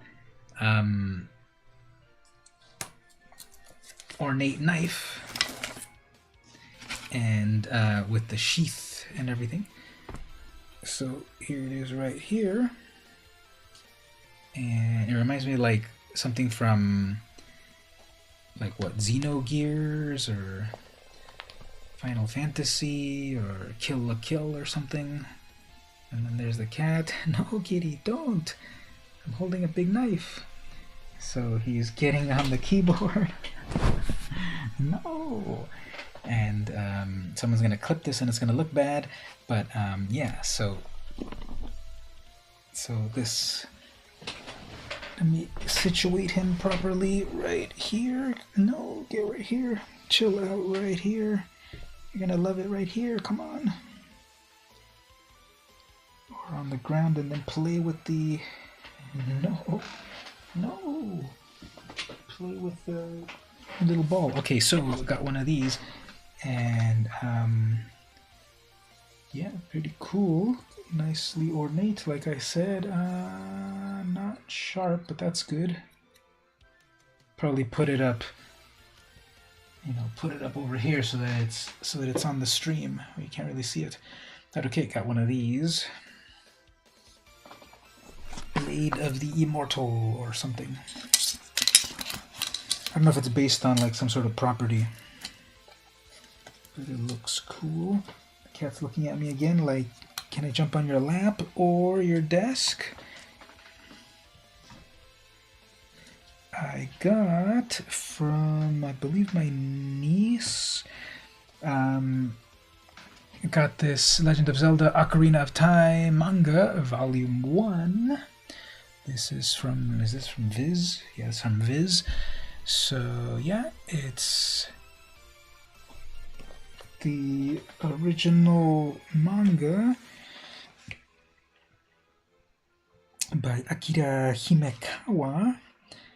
When was this published? First printing October 2008. This is the 17th printing, October 2018. So 10 years later, 18th print, and that's the one that they got me there. So I remember playing the original Ocarina of Time way back in 1998. That game came out 20 years ago. Wait, 22 years ago. And yeah, the cat wants to come back again, so let me see if I can get him here. Jump right here. So yeah, I played the original Ocarina of Time. It was amazing. I've only played through it once, and it's sort of like, it's such a deep game, and nowadays I think games are even more involved. I always kind of think like the original Ocarina of Time was just like, it took so long to complete. But obviously games are longer nowadays, but I have not replayed it since back then. I think I've played it a little bit here and there, but have not done a whole replay of Ocarina of Time. So I was going through this, and it's just like exactly what the game was, with of course the manga style. No. So you definitely want to play or sample your game. Yeah, hopefully you put it online at some point somewhere. You loved Ocarina, but your favorite would have to go to Majora's Mask. You felt the bad for the Skull Kid. No spoilers. I never played it actually, which is funny because it came out like a year later, didn't it? I have the soundtrack actually. I found it at a thrift store. Alright, so that's one thing. I also got another book right here. This one's hilarious. Does anyone know Junji Ito? The mangaka, the manga artist. Junji Ito, does that name sound familiar to anyone? Junji Ito? If it doesn't, he is an artist that is known for horror comics, and so, or horror manga, and that's what I got right here. Junji Ito's Yon and Moo Cat Diary. So I don't know if that's actually him right here, but this is by this famous horror manga creator, a book about cats. And some of the art that I've seen in here so far is classic. Well, here's like back here, classic horror Junji Ito, and then the back Hello Kitty, and then the blurb on the back. Master of Japanese horror, Junji Ito presents a series of hysterical tales chronicling his real-life trials and tribulations of becoming a cat owner. Ito is J-kun. As J-kun has recently built a new house and has invited his fiancée, Eiko, to live with him. Little do they know, his blushing bride-to-be has some unexpected company in tow. Yon, a ghastly-looking family cat, and Moo, an adorable Norwegian forest cat. Despite being a dog person, J-kun finds himself persuaded by their odd cuteness, and thus begins his comedic struggle to gain the affection of his new feline friends. So, this little guy's like falling asleep sitting up. Come on, lay down. Lay down and be cute. Right here. Right here. There we go. Okay, so anyway, and it's like a series of vignettes about like cats. I guess there's photos and stuff, but then there's like these horror shots of cats like this over here. So with those eyes, I don't like it at all. I can't wait to read this. Oh, then this is funny here. So here's the cat. Here's the cat, and it's yawning, and then like that. You know how the animals can be like, or when they yawn, they can look pretty satanic. So here, that's what this is all about. That's what this is all about. It's learning to become a cat person from the eyes of a horror artist. 2 more items.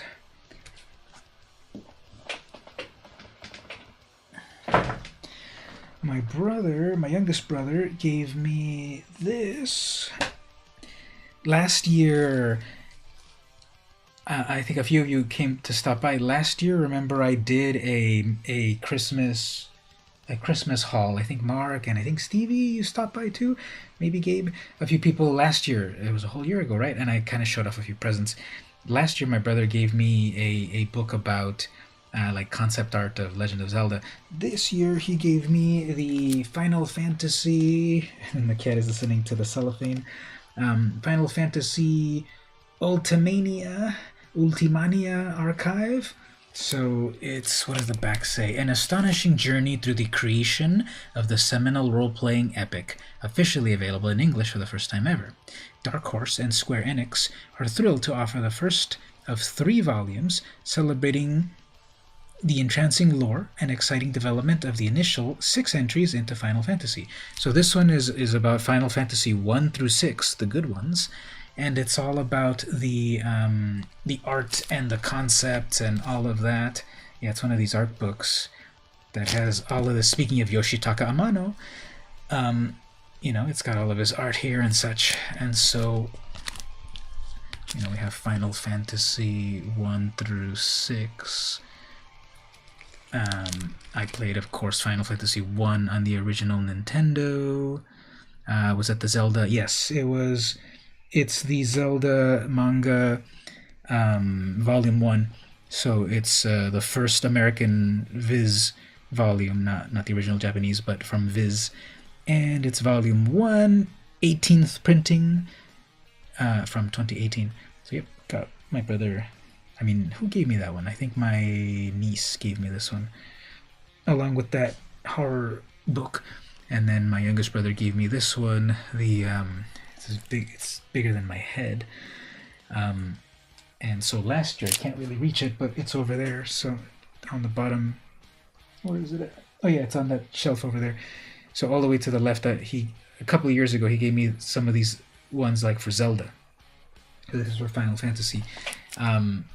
The ones he gave me before also, I have not opened them, and I kind of want to open them, but I'm kind of a hoarder, so I haven't opened them, but I don't know, I want to open it and see the amazing art, because Final Fantasy 1, playing it way back in, 1988 or so, was like so revolutionary, such a cool, complex game way back then, and the music's still iconic, and some of the creatures, I remember Tiamat, and battling 9 pirates at once, and War Mech, the rare creature that you can find 1 in every 64 battles. You might battle a War Mech, and I remember way back in 1988 going back and forth across that bridge, like, come on, I want to battle War Mech. And of course it killed me because it had like 9 million experience points.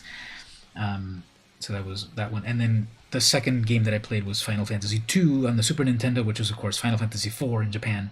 But that was like probably my favorite game of all time, Final Fantasy 4, aka Final Fantasy 2 in the US. So, yep. And I have the soundtracks and all of that, so got that. There's definitely some Yoshitaka Amano concept art. Yeah, he's the big name that developed the whole concept art of that series, definitely. Yeah, he's definitely in it. So the last Christmas present, this one was from my mom, I think. This was a gift certificate to the happiest place on earth. Comics and stuff. So got a gift certificate there to go to one of the many locations. How many are there? Carlsbad, El Cajon, Las Vegas, Chula Vista, North County, Parkway Plaza, Grossmont, Westfield, and Plaza Benito. Oh, they have 9 locations. So yeah, that's a gift certificate. I can go buy more cool stuff from comics and stuff. They gave me one of these last year as well. Really appreciate it. And those are that was my Christmas stuff that I got this year. Some cool books, a sword, clothing, and gift certificate to my favorite store. So hopefully you all also had a nice Christmas and got some fun stuff and spent time with family. Maybe had some good food. Weird year, 2020. But with the vaccines coming and a real president and leadership, I think we will turn a corner and then have a good Christmas next year and celebrating it with loved ones again. So that's the haul. Whoops, I bumped the printer and then it reset and the cat's looking at it like, what is that? What's the next thing here? Historic Shakeup Christmas. Okay, we're going to do Arena Cube in just a moment, but I think I'm going to do a little pause. Well, not cat pause, but I'm going to pause the stream. I'm going to do the BRB, streaming for 2 hours now. 2 hours, 2 minutes, and 22 seconds. Yeah, the cat's like, what is that? What is that machine down there? That's my printer. So I'll do a quick BRB. I'm going to see about maybe the cat needs a little food or something. And I need to get some water, and then we'll start the Arena Cube. And then if people, I didn't put it in the schedule, but if anyone wants to do any sort of like 1v1 or check out my deck sort of thing, we can do that as well. So So, oops, the cat's freaking out. Yeah, I think the printer's freaking him out. So, okay. So anyway, let me go feed the cat, get my water, and we'll be right back.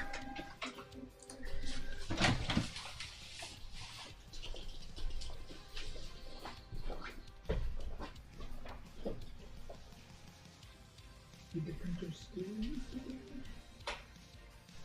Feed the printer.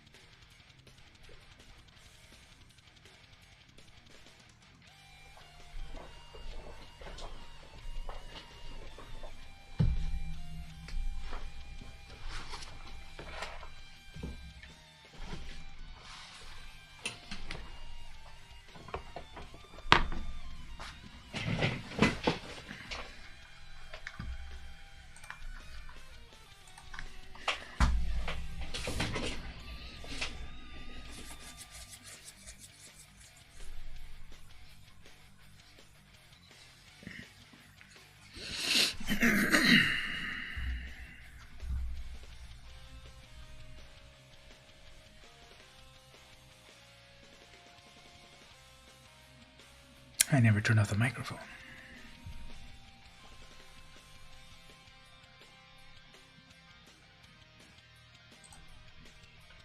Anyway, hello, welcome back. Let's get back on the stream here. Now, we do have this cube coming up here, but I think what I want to do is slightly change things up just a little bit. I want to jump over to the item hot chips, and then we'll play. Thank you. So here's what I had as the idea. Let's say there's no cat under me that I roll over.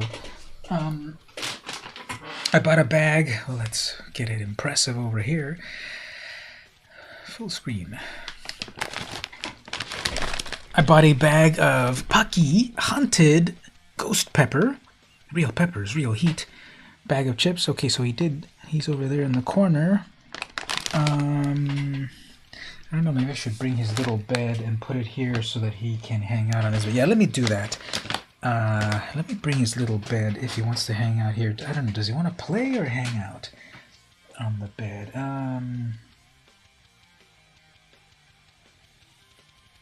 Let's see if he plays.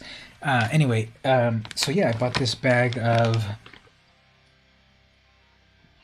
hot chips.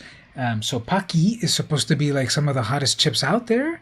They have the one chip challenge chip that it is literally, they sell one chip and it's supposed to be so hot that's all you can have. So there's that. I don't think this is the same thing. This is Haunted Ghost Pepper, a whole bag of it.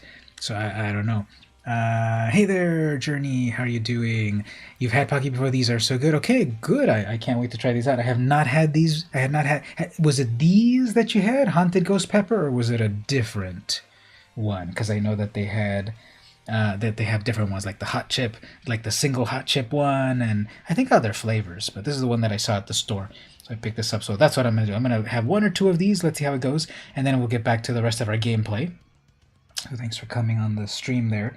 I keep looking over here because I don't know if my kitten wants to jump on my lap or jump on the table, which would be a disaster because there's nowhere it can jump here. It'll destroy everything. And it's just kind of looking at me if it wants to get on my lap, but I don't want it on my lap because I'm about to eat hot chips and I don't want hot chip powder on the cat. So let me... What do I want to do here? Because I already... Oh, so cute. Aww. He's crying and he wants to be on the stream. Or he wants to be with me or something. Or food or something. I don't know what he wants. But here he is. There, the Haunted Ghost Pepper and Habanero. Some other ones. They're all very hot. Yeah, and that's what I've heard, that these Pockies are very hot. Oh, I'm looking at the back for the first time. There's a little scale. I'll look at it in a moment. It goes from not hot to kind of hot to super hot to freaking hot. So that's what this is currently rating themselves at, freaking hot. So we will see how that goes in a moment. But I can't get the hot chips if the cat here is the cat here is the cat is looking for a place to nap, and my hands are on the desk, and I don't have a place for it because my desk is just full of all of my streaming stuff and everything, so I don't know what I'm going to do here. Let me get his little bed, actually, and put it in the corner here, and maybe he'll lay on his little bed instead of on me. You forgot you were logged into your other YouTube. Okay, so you're on 2 YouTube accounts. Interesting. You're double enjoying the stream there. Yeah, I also thought you were someone else. So let me get the cat's little bed, because right now, as you can see here, he's like falling asleep, but I'm not gonna be able to hold on to him like this.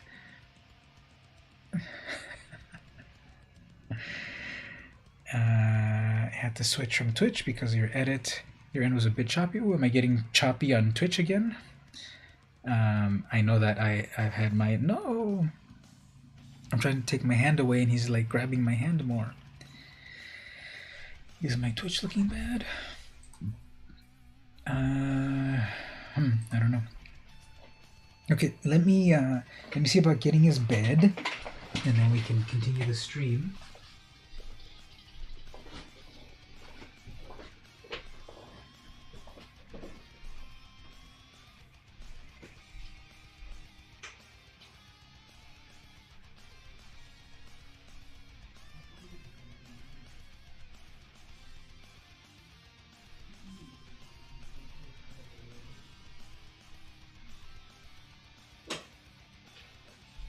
Get your bed and put it over here. And then we're gonna take a nap. there. There's your little bed. Okay, I think I might trick him into going on his bed. I think the light is gonna be too much on him. Don't want that, but if I turn this one off, okay, that gives him a little bit less light on him, but I think it might then, am I too dark over here? I think it's fine. Alright, so that light is not on him. Okay, hopefully then he'll have a little nap on his bed there. Okay, let's open up this chip, and then we'll have some gameplay. Usually I like to shake it up to awaken all the power, but I don't know if I want that this time. So cover your ears for a moment.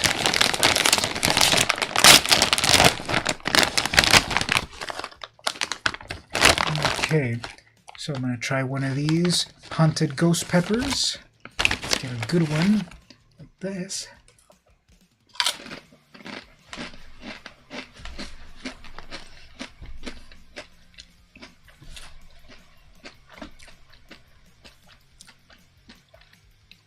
Well,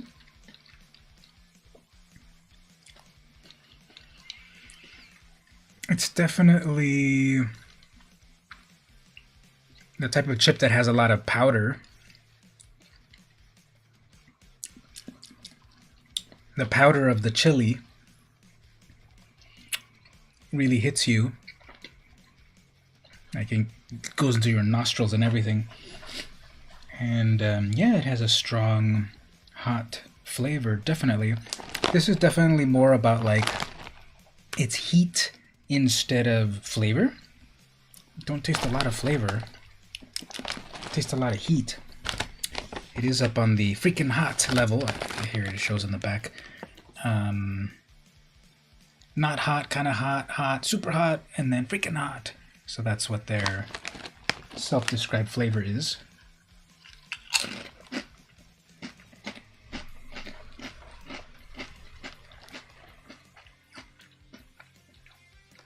Now,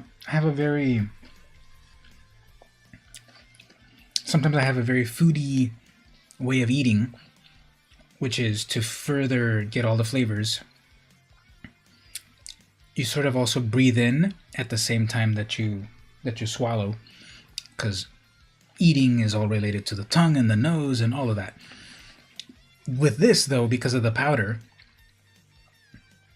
I think it could be dangerous because you take a bite and then it's like particles and then you breathe and then you're going to choke yourself. So, yeah, it's hot.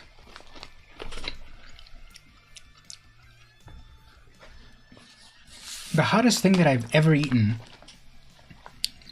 were the atomic flavored wings at Wingstop. The one in front of the college. I don't know if any of you have gone there. Wingstop, and they have one called atomic flavor. And I believe you have to not sign something, but you have to tell them, like, I agree to eat this, the hottest flavor, and I will not hold the company liable, or something like that. That was some of the hottest things that I've ever eaten. It was like hurting my mouth. It was, like 6 wings, 6 boneless wings, very, very, very hot. My friend got like the second hottest one, and I went for the hottest one to try to impress. And I had to then live with my decision, and it was a bad one because it was very, very, very hot. That was the hottest thing I've ever had. These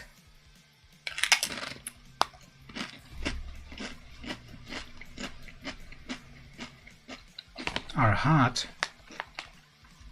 but I think because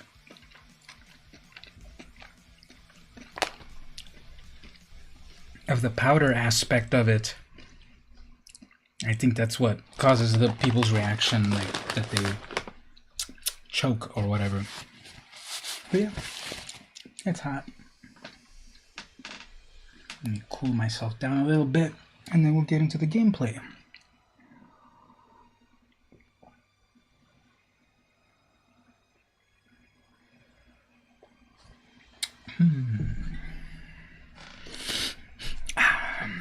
Yep. So, how many of you are into hot things out there? Gabe, you were saying you like the hot stuff.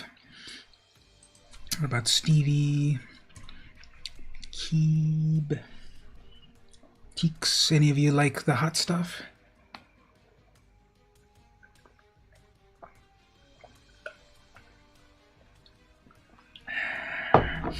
I often put Tabasco sauce on most of the things that I eat.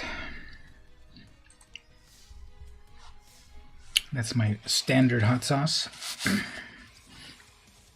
And I've tried other things that are hotter too. There's a hot sauce that I've got in my fridge that I bought at least a year ago, and it's called something like Iruza Volcano sauce, and it comes from Venezuela or something, and it's very, very hot. On that, it's like 2 drops is enough to get the flavor. I think it's got a good flavor and it's very hot, whereas other things is like it's just hot. Like these chips, it's kind of more like just about the hot. I taste like a corn flavor because they're corn chips, but you know, corn is corn, and the actual hot sauce flavor is not that. I mean, the haunted ghost pepper flavor is like not that amazing.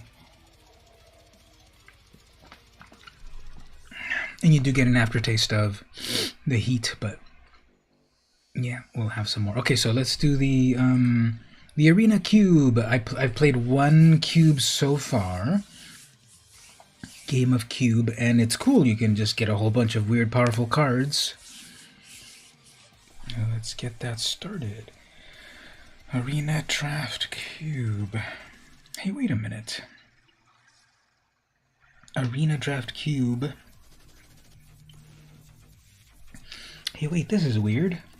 I could have sworn that this is different than the version that they had a few days ago, because you have 7 wins here.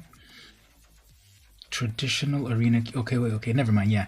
Yeah, the traditional one. That's it right there. The traditional one is the one that I played before with 3 wins. This is with 7 wins, but...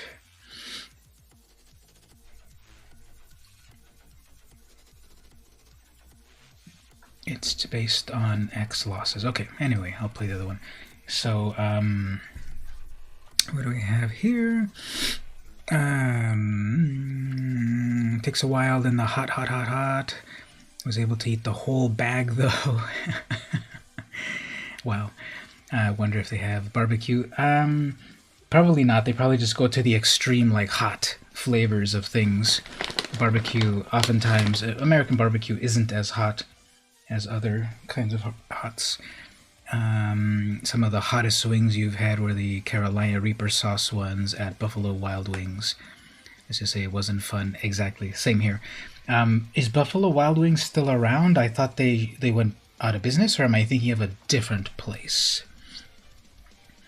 You like barbecue, Caribbean jerk? How's the cube format? Okay, so it's similar to real life, that it's got a bunch of cards from a bunch of sets that are very powerful. So like every pack is like full of powerful cards.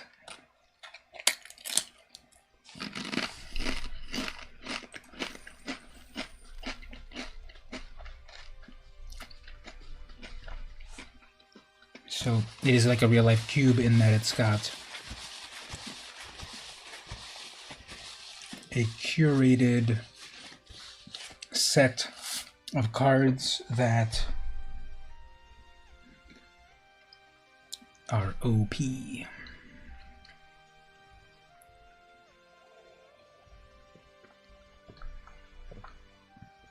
Now this thing claimed it was only 1 minute.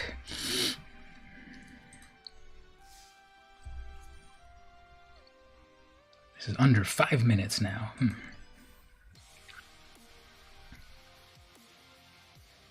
Oh, they're still around. Okay.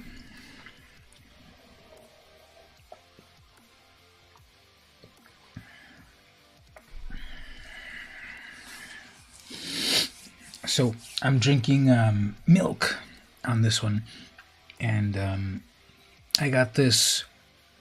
I don't think it's just the brand, but it's raw milk over at Sprouts It tastes very good. It's like got a like almost like somewhat of a butter flavor as well, because obviously butter comes from milk.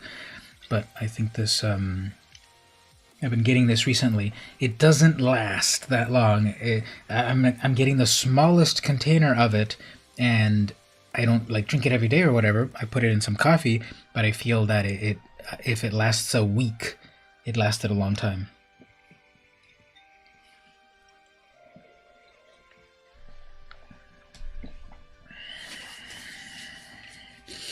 There's also a venue called Fanboy Gaming at the same mall. They're open. You can bring your Magic, D&D. I thought I heard about something, or maybe you mentioned it on a previous stream. Are they doing the proper social distancing and everything at the moment?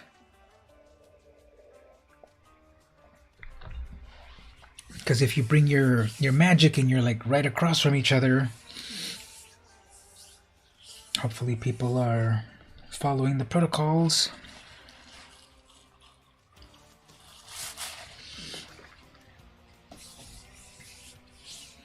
That's weird. I don't know. I guess people aren't down to play this one as much as the other event. It says it matches you in under 5 minutes. So we'll see. Yeah, that milk is good. It's got a little bit of butter flavors.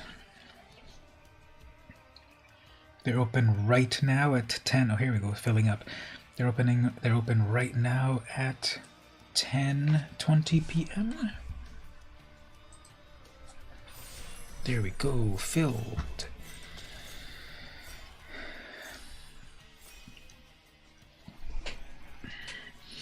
Alright, so let's check out this cube. Okay, Rekindling Phoenix, that's amazing. Come back over and over. The Immortal Sun. We've got an Ajani.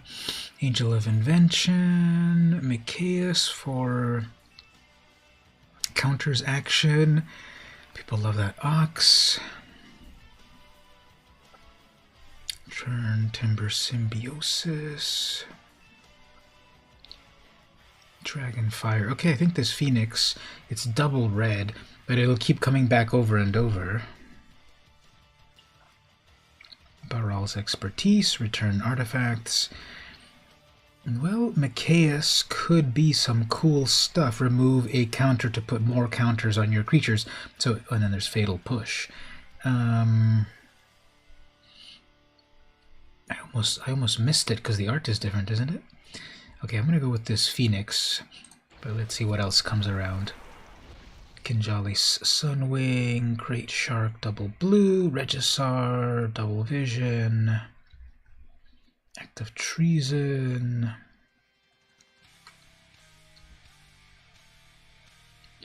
Could be black-red. So a 2/3 flyer and all their things come in tapped. Or it could be red-green, the elemental with haste and landfall. Or the Regisar, black-red.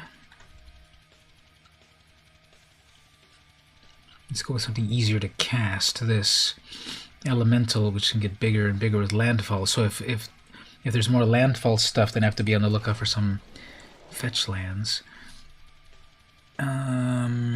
The Rage Hound, Dawn of Hope.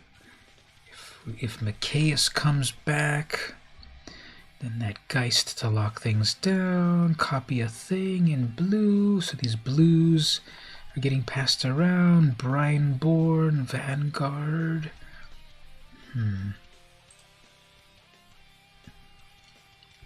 Could be white. Micaeus plus Dawn of Hope plus Adanto Vanguard.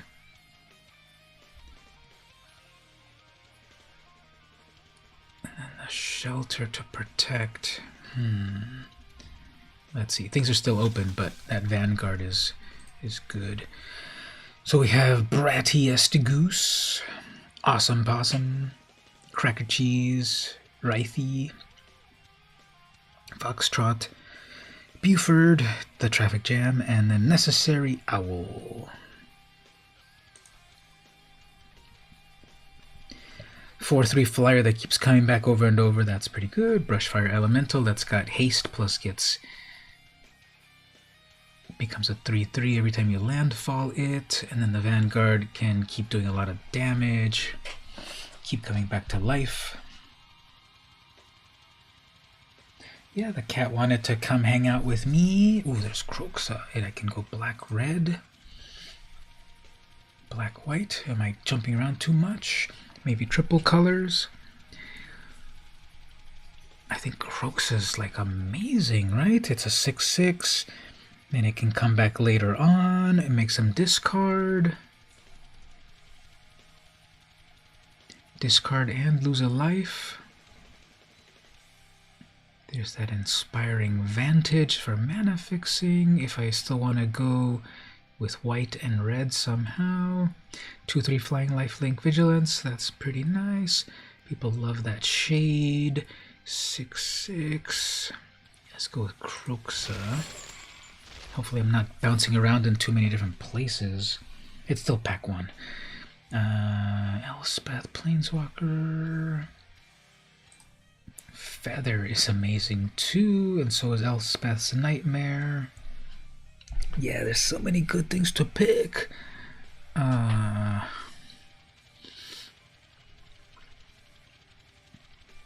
Although it's not just about getting the good stuff because they need to synergize. Feather is about bringing back instants and sorcery. So if I get Feather, then we have also the Honored Crop Captain and the Planeswalker, which makes creatures. Oh man, okay, I'm gonna get Feather and then see if Elspeth comes back.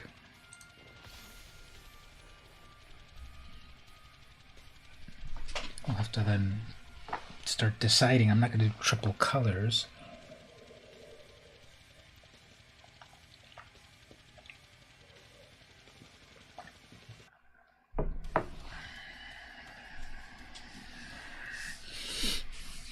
If I get some good lands, I might go to triple colors.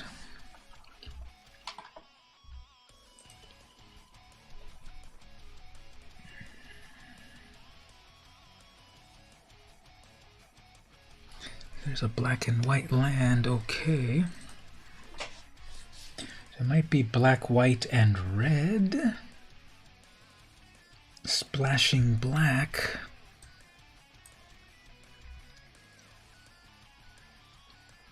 Because that can be black or white mana. Then we've got the red mana for the Phoenix, Feather, Adanto. Then we have that Elspeth Planeswalker.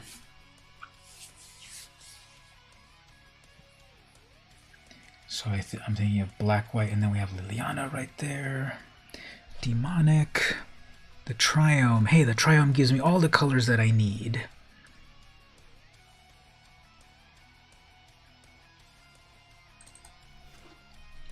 Black, white, and red.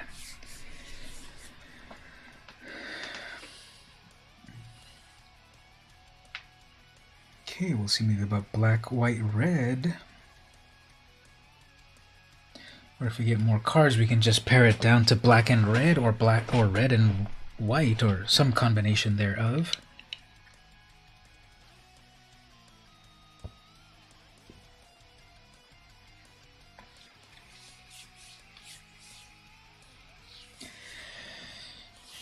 So out of the 3 books that I got, no one has said anything that I'm not showing the game. Thanks. I've already shown so much gameplay here and you're just staring at me, but okay, I guess I'm interesting enough. Phyrexian Arena. Evolving Wilds. Okay, that'll help me do the mana fixing. So we come back here. Okay, so yeah, I think black, white, red might do good stuff.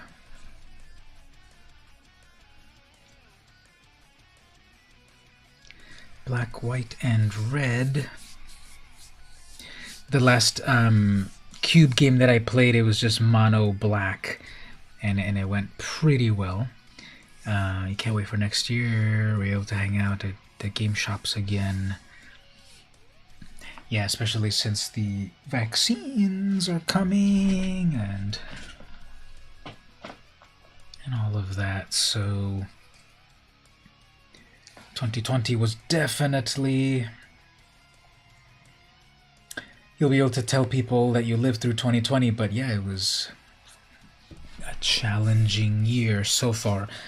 And I hope that people keep up the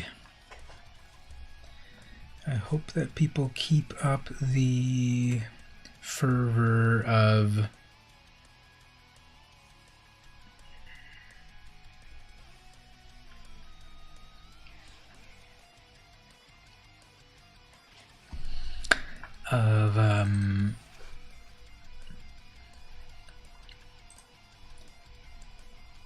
being active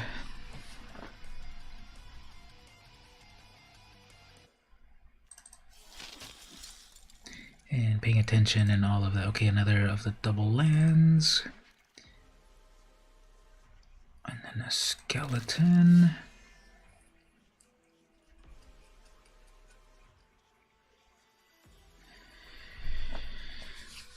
Get the game clubs going back on at the college. Get back to the game stores. Alright, I'm getting everything passed over here now. Okay, next pack. Ooh, Realm Cloak Giant for a board wipe. Console. Crypt Breaker. Bone Crusher. Lotus Cobra. Single white mana Reese. That's part of the, and then the Solemn Simulacrum, Chainer's Edict. So many good things here. No. So many good things here. The Realm Cloak to do a board wipe. The Colorless Skyship. Create tokens. Reese. Bone Crusher. Everything's amazing here. And then the Edict to kill things. I want them all. Okay, we'll go with this so far. Ubuntu, Robber, Bedevil, Banishing Light, Acquisitions Expert. Yeah, there's a lot of things I want here. I want that Bedevil, that Robber, Noxious Gearhook, the God Eternal, the Banishing Light. See, this is what Cube is. Like, every pack you want everything. But of course it needs to synergize and also be on the lookout for good stuff. So okay, we'll have that for removal. I need to be on the look. Approach of the Second Sun, win condition. We have Chandra is cool. The Wool Strider, Grateful, Cast Out, Palladium. Okay, I'm gonna need that dual land actually. If someone passed Chandra, then that's good because might still come out. Ooh, Aurelia. Bomat Courier. I hate that card, but I hate it when people use it against me, but I might like it on my side. Deem Worthy. Pride of Conquerors.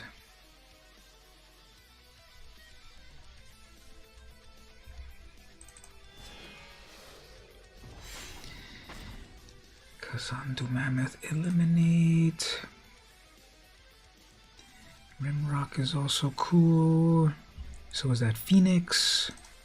Yeah, all of the things that are like with haste and stuff are double red.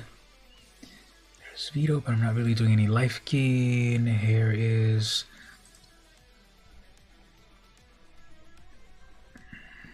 destroy target non-land permanent.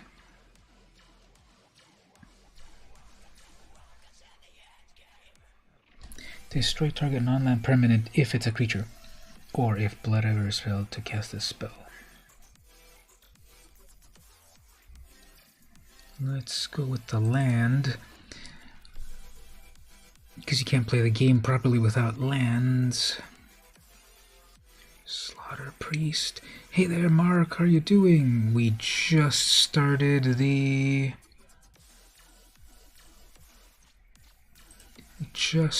Oh, that's a legendary sorcery. I'm not gonna. We just started the Cube draft, and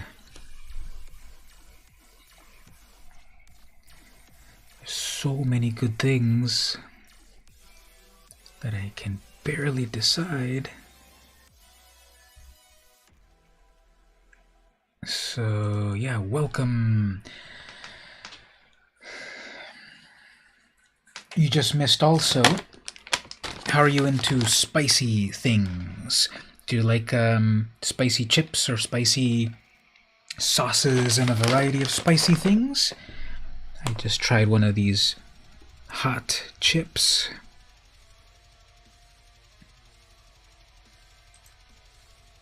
And it was hot. And then Gabe over here is showing off, talking about how he ate the whole bag. But yeah, it was very hot.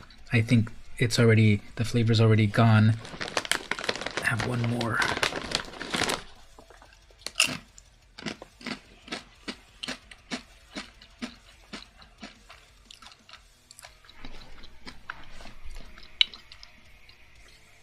You mostly taste the corn flavor, which is boring. And then you taste a lot of the heat. But then... Okay, so this wheeled back here. What do I... Oh yeah, the Chainer's Edict. No one took the Chainer's Edict. Excellent. So, you taste the corn, which is boring. And then you taste a lot of this haunted ghost pepper heat in different stages. You might get a burst of it. You get a burst of it because the powder flies everywhere in your mouth. And you taste it in various ways. You like it, but your gut doesn't. I know that's the way of things. Eventually, as we keep ingesting all of that, it eventually starts to fight back.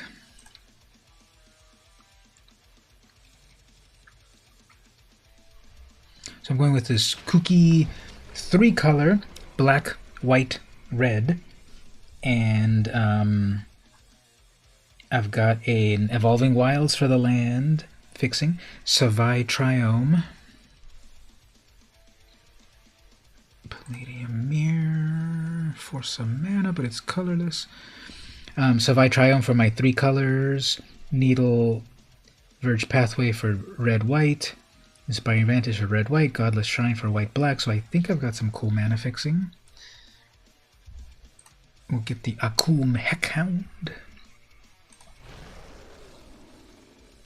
Ooh, no one wanted that Phoenix. I'll give it a good home. How was everyone's Christmas? You had a good one. It was Arwen's first Christmas. Or, sorry, Anwen's first Christmas. Pretty amazing. First rainfall, first earthquake, first Christmas, all of these firsts. One day, first hot chips.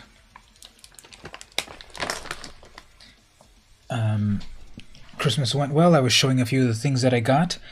Do you remember last year I did like an impromptu Christmas haul? So I made it as part of today's stream. So I got a few things. One is this Legend of Zelda Ocarina of Time Volume 1 manga. Ooh, Cobble and Chain Whirler. Just see if you think, ooh, Lotus Field, Heartless Act. I think that's what I need. Cathar's Crusade enchantment. Whenever a creature enters the battlefield, put a +1 on her. I love that. There's Lightning Strike. Wars of Enforcer. Start. Create some warriors. Guess I'll go with that Heartless. First Volcanic Eruption. I was looking at a map of New Zealand, and it looks like you've got a really close one, right? Might have a Gusher one day. Pillar of Flame, 2 damage, plus exile. There's a lot of stuff that I like in this pack as well. Okay, let's see what wheels. History of Benalia, Murderous Rider, target creature, Stonecoil. What is my creature? Got 14 creatures. Skewer, Supreme. History of Benalia. A lot of things that I like here. As usual, it's Cube. It's full of amazing stuff. So let's grab the rider. We're all part of the Ring of Fire, aren't we? I know here in California, and it stretches all around the Pacific, and I think you're part of it too, right? We're all the Ring of Fire. Many tectonic plates, which then result in volcanoes. Cleansing Nova, Banefire, yep. Ranger of Eos. What enters you may search for up to 2 1/1 creatures. Do I even have any? Akum, I don't even have enough. Valorestan gains indestructible or destroy a big creature. Banefire is a game ender.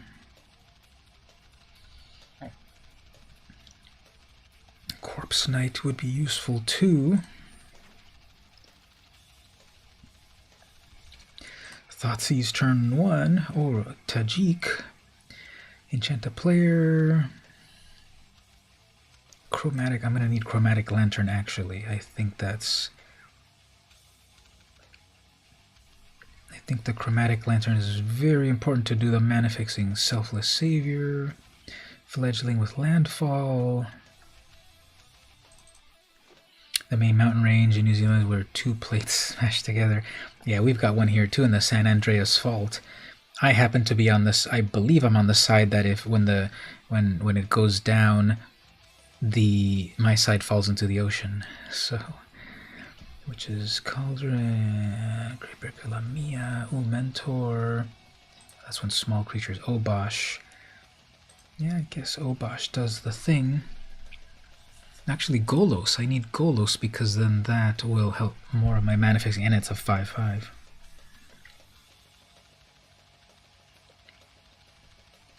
If I got in Magical Christmas Land, Lyra. If I've got my let me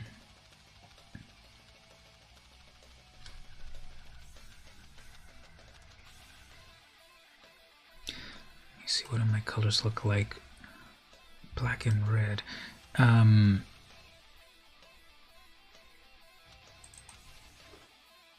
Lost my train of thought, but there's just a lot of cool cards so far that I'm getting. We'll feed the Swarm. Canyon Slough. Is that a slough or slew? Shalai is cool. Yeah, everything is. There's just so many good cards in every single pack. That's what Cube is all about. Phyrexian Obliterator. I played that on my mono black deck a few days ago, and the opponent, of course, didn't read it. Did 5 damage to it with some burn spell, and they had to sacrifice for 5 permanents, which was all their lands. So then instead they just conceded.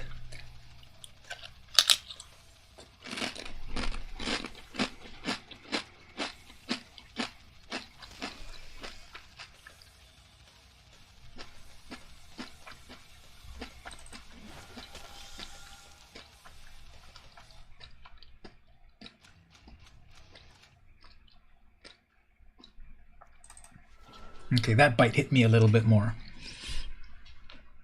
Kind of that bite was a little spicy. I should probably put the bag away in a moment. Whenever another creature enters, they lose a life. Yep. There's Tajik. No one wanted to give him a good home. He can get on my squad.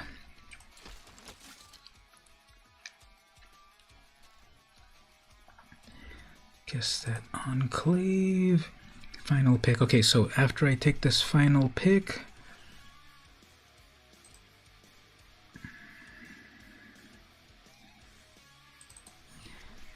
I guess that's my final pick. Okay, so I'm going to take a quick break, refill my drink, and then get this deck crafted and see how we can go with some Cube. I'm going to put it up like this so you can kind of see what I've got here, and then we'll continue in just a moment.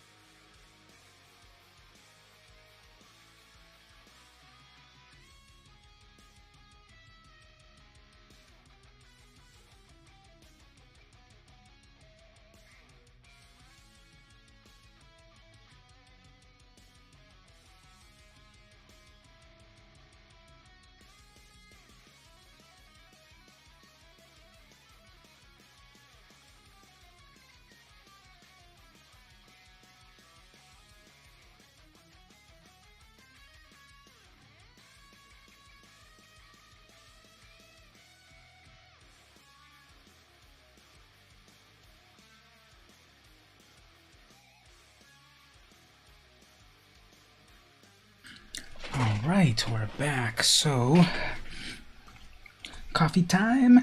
I got a hot chocolate actually. Not a hot chocolate, but a chocolate milk. I was telling everyone that I bought this. I don't think it's just marketing. It's on the package that says raw milk. And in the US, everything's homogenized. And so people say, well, you lose a lot of like the flavor and the homogenization and like with butter and all that dairy stuff. This one, it seems to be raw milk, whatever the US defines it as the USDA defines it as. But it does taste a little bit more buttery than regular milk. And it also doesn't last as long as the other milk because it's not pasteurized.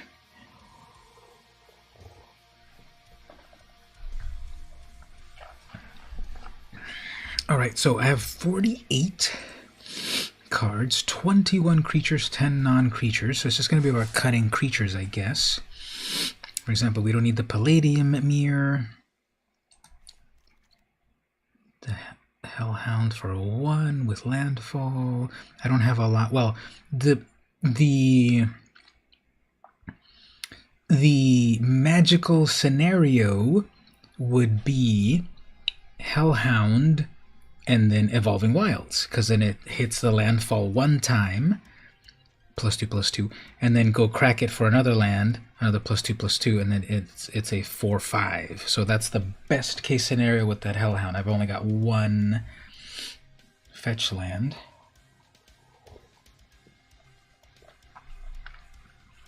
It's not really a fetch land, it's not the big expensive one, but it does fetch you a land. Micaeus, I got this as a way to do a big mana sink with +X to put counters, and then you take off those counters to give your other creatures +1, and I've got a couple of other make creatures types of effects. Banefire, dump a bunch of mana into it and finish a creature or an opponent. Adanto Vanguard, it's the basically unkillable 1/1. Okay, here we go. Remorseful Cleric, don't really need that one. Flying 2/1, exile their graveyard. So it is a best of 3. So if I need to get rid of their graveyard, I'll sideboard in this Cleric. Chainer's Edict, of course, destroy one of their creatures. Dusk Legion, draw a card when you summon it. It's a little puny, so I might remove it. Eliminate, so some removal. Feed the Swarm, some removal. Heartless Axe, some removal. Reassembling Skeleton, I might remove this one.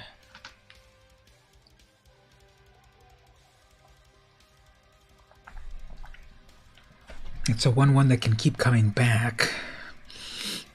Gifted Aetherborn, it's a 2/3 Death Touch, Lifelink. Corpse Knight, when you summon things, they lose life.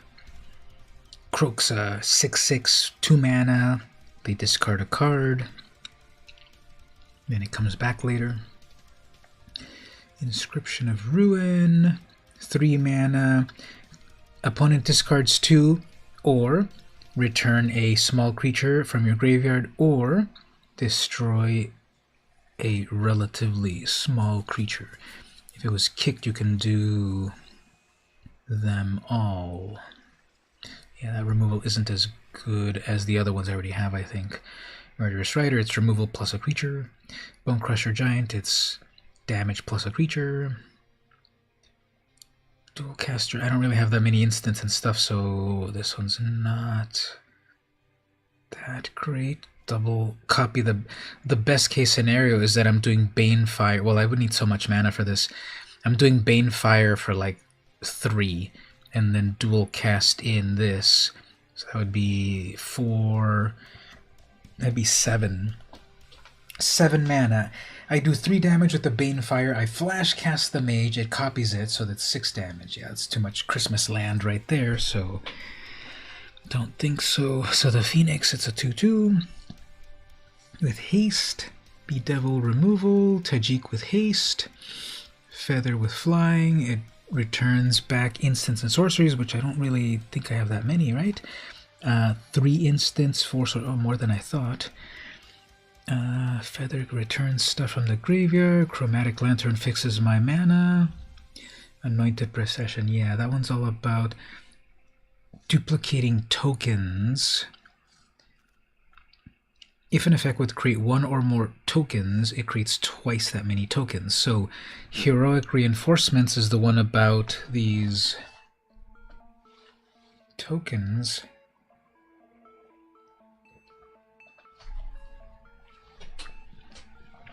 Create 2 or create 4 if I've got that procession, but what else? Maybe I just bring it down to, I have 8 white, 13, 24. Okay, quick maths. 24 plus 17. 24 plus 17. 41. You know, I could cut all the white cards and just stay with black red, because the white cards were Mikaeus plus Vanguard plus Anointed, and that's it? I thought I had more white. Well, I've got, actually, never mind, I've got red and white cards. Yeah, never mind. Yeah, there's the lantern. That'll help fix stuff. So Golos.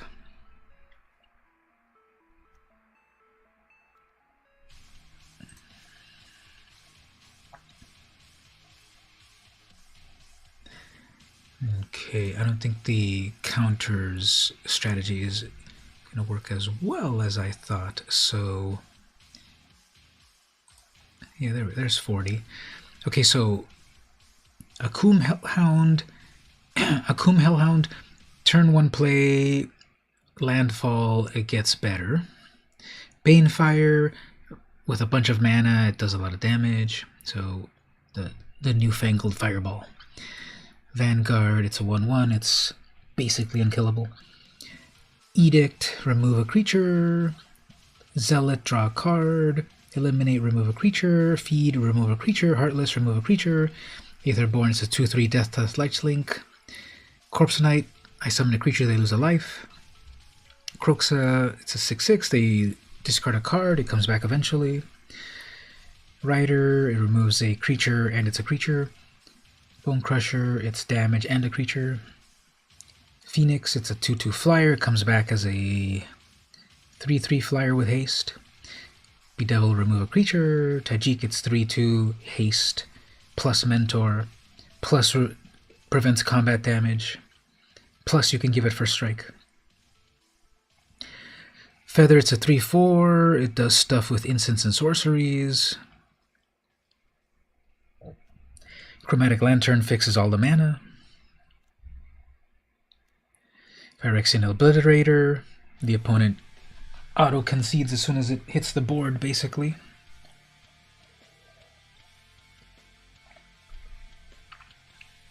Rekindling Phoenix, it's a 4/3 flyer, keeps coming back to life. Aurelia, she's a 2/5 flying with Mentor, gives a creature +2, blah blah blah, amazing. God Eternal Buntu, it's a 5/6 with Menace, destroy your own things, draw cards, and it's kind of unkillable. Golos, it's a 3/5, draws you a card as well, a land. If you pay a bunch of mana, you can pay stuff for free. With the Lantern, I could. So we got some plains, some swamps, some mountains. Dual land in black-white. Dual shock land in... Oh, so we got a pathway land in black-white. A shock land in black-white. A scry land in black-red. A check land in red-white. A pathway in red-white. Triome for all the colors that I need. Enclave, which doesn't really do much. I might actually remove that because it's colorless mana. Yeah, let's remove that Enclave.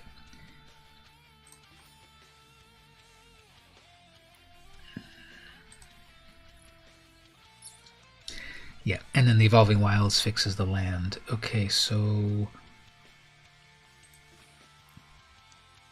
Okay, so it claims that I only need 2 plains.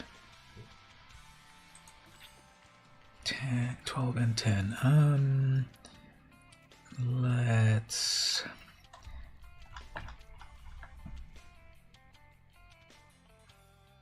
Okay, I'm gonna go with their mana base, but I feel only 2 planes.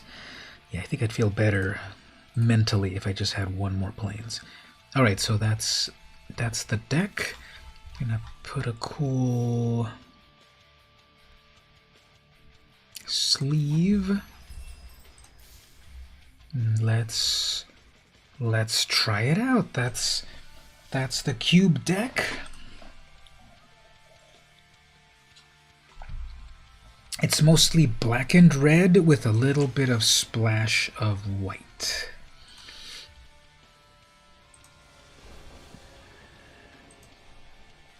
The opponent is way to go, Kyle.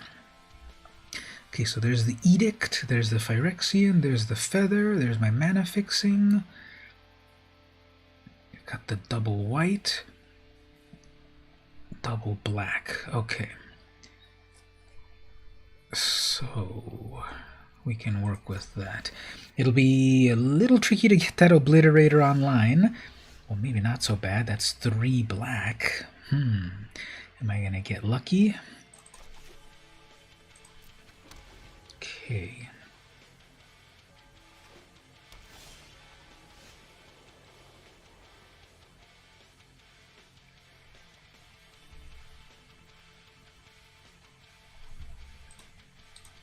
If I play white, I think Feather can come very soon. That's next turn. Feather, if they tap out. They're playing triple. They're playing 4 colors. Okay, they're gonna do Spring, search for a land, put it in tapped. Okay, so they're gonna do a bunch of color shenanigans. Okay, let's see. Looks like they're doing. Yeah, me too. That lantern's gonna be very helpful. So.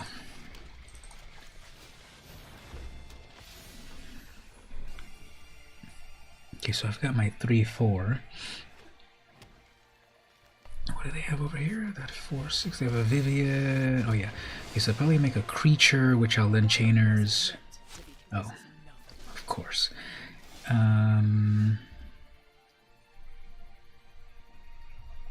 Let's come in with black.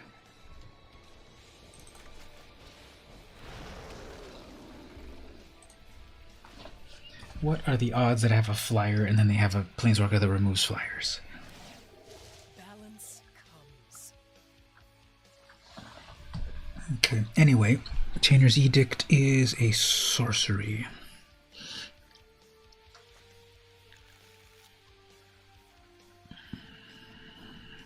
I'm gonna be at 5 mana. Oracle, that's not good, right? Play with the top card, play lands. Okay, that's gonna be fine. They have 2 more mana. What are they doing? It's pausing. That's annoying. Okay, so play a black that has that. Let's see what they do here. Okay, let's see if we can get Golos. Oh, we got Golos. Okay, we got Phyrexian Obliterator, because just go with a plain old swamp. And like, why did they not do the double landfall? Because Phyrexian Obliterator is next. If they don't counter spell, look at the top 4 cards. You may reveal a creature. Sure.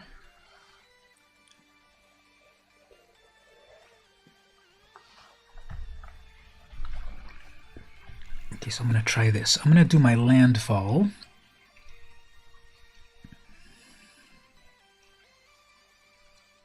I'm going to send my Hellhound over to Vivian. Golos to the face. Maybe they'll do some responses, and then Phyrexian Obliterator. Magma Quake deals X damage to each creature without flying and each planeswalker. Okay, let's see what they do about that. They have the Jade Light Ranger, which might be good. If they play the Ranger, they know what's coming next, so they'll make the Ranger bigger. They want to play that Preserver eventually. Okay, yeah, so they're doing the Jade Light. They're tapped out for the Preserver. Vivian is tapped out. They've got 3 mana. 1 is blue.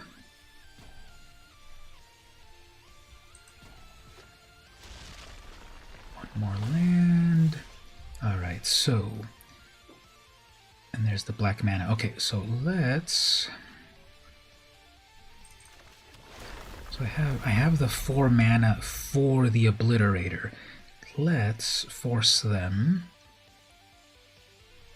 Let's force them to make a Sophie's Choice.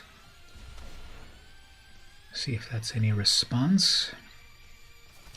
Oracle, fine. Then...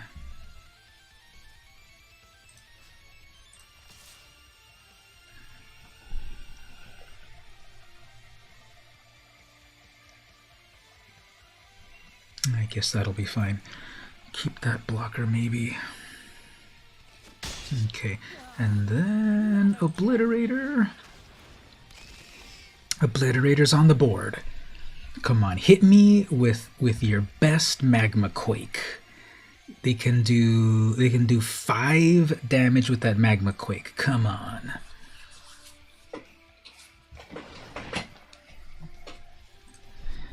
Draw 2 cards. Okay. They're looking at it. They're looking at it. Hopefully, yeah, they don't have any like murder. It would have to be damage. Let's see if they don't fully read it.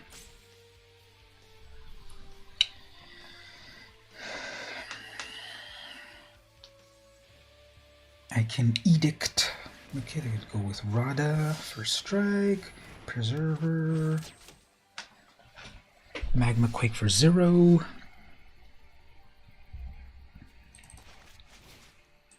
Let's have them do another Edict.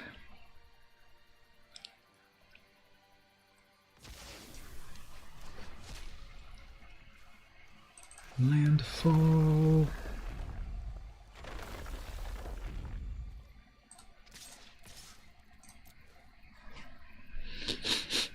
If I can get my Chromatic Lantern, I'll be able to get Golos online.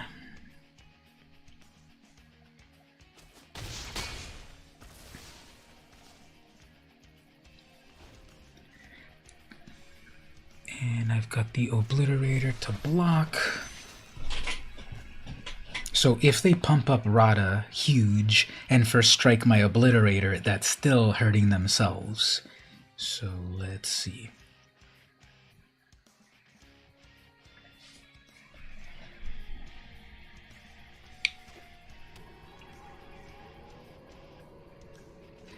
So I barely got them down.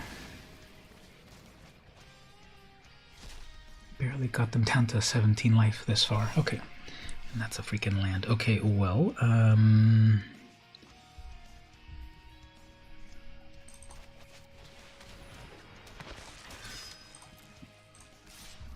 let's just keep hitting them like this. Double. Okay. That's dumb. Because Rada was the important... Rada was the important one to keep, unless they can recur it from the graveyard. We do have Golgari color, so I guess I could come back.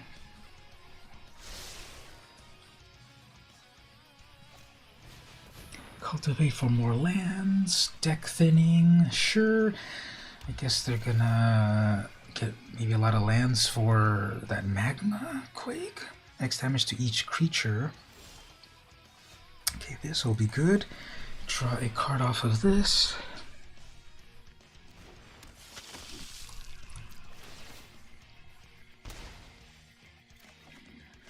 Nice.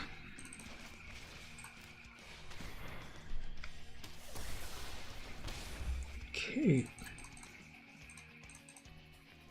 That's an instant. Okay. Let's see. They have more card advantage than me, but what's holding them back is they want to do that magma quake. I guess at a certain point they could do it. Well, not really. If they do it for 5 to kill the Obliterator, they're going to hit their own 5 lands. And there are 4 hidden cards. They're looking at their graveyard, so I think they might be able to pull back from the graveyard Rada or something. What are they gonna do? As for myself, I have 22 cards left in the deck. They've got 16. What other good stuff do I have? Well, I have Tajik, which has got haste. That'll be helpful. What else is in my deck? 5. Yeah, so they did do the 5 damage. So they're gonna hit their own 5 lands, but they might have enough lands that they don't feel it's so bad.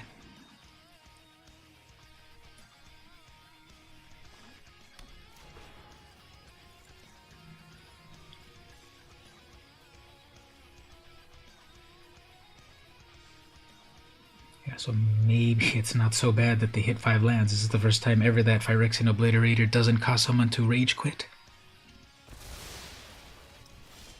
And then I just get a land. Man, well, this is a scry land. And that's not gonna cut it. Okay, so, well...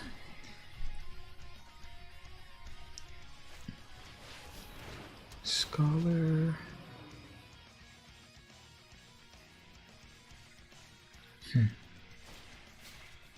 Not too impressive, but they do have a 5/5.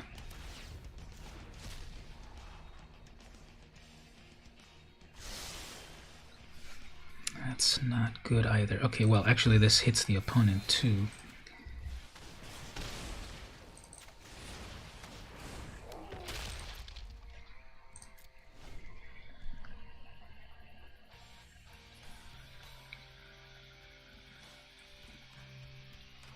This is game 1 of 2 versus this opponent.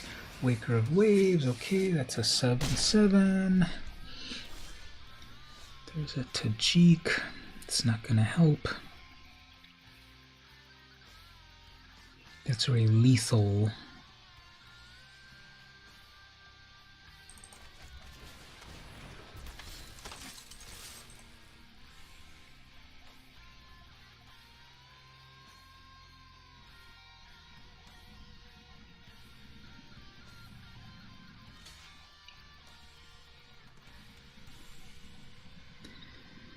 Prevent all combat damage. I'm still dead.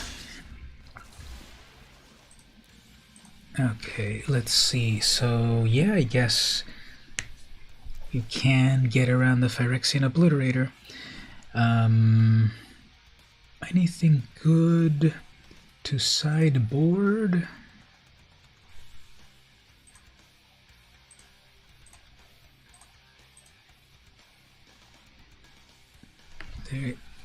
I don't think they were really getting anything important out of their graveyard.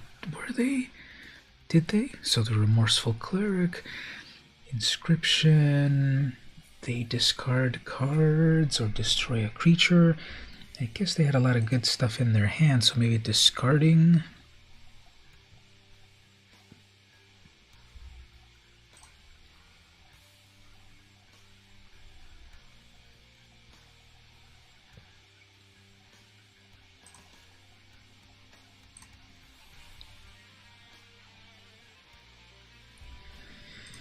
We'll see.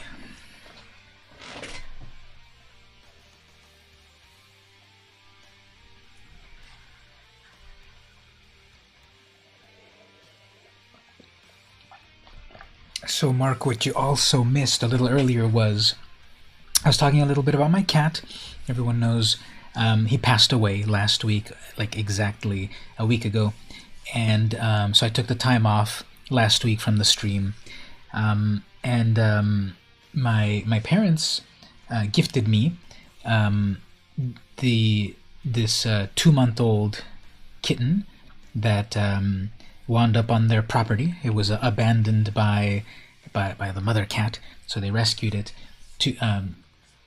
a month or so ago. And then my cat passed away, and he was 13 years old and living with me for like 10 or 11 years, and it was hard and it was sad. But then they gave me this kitten, and I've already shown him on stream. He's asleep on his little bed at the corner over there. I might move the camera over there in a little bit, but he's like the spitting image reincarnation of my cat. It's another white cat with cool pattern, and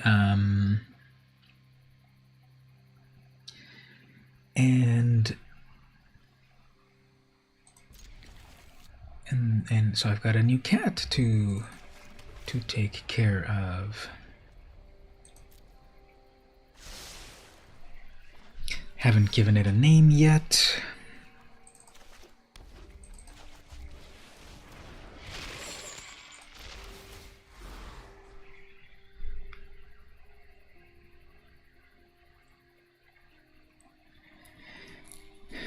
But there was the suggestion of Ash by my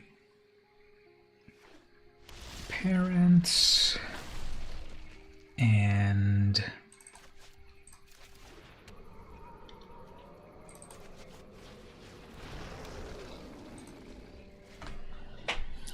my friend said Silver. No, we haven't picked a name yet. I haven't picked a name yet. All right, Triome is good.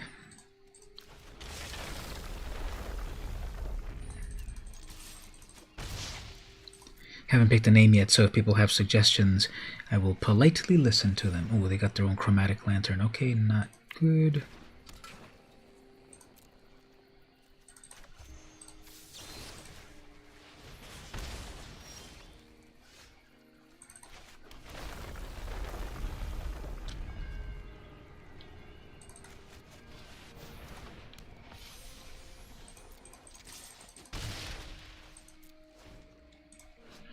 Whenever you cast an instant or sorcery spell that targets a creature you control, exile that card instead of putting it into your graveyard. Oh, yeah, I remember. It doesn't just flash back any instant or sorcery. Whoops. You have to target your own creature. My friend, she was saying, now's your chance to pick a magic-related name. And I said right away, Ajani. And she's like, how about one easier to say? And, oh, look, they got all their lands, and now they're gonna get to the field of the dead.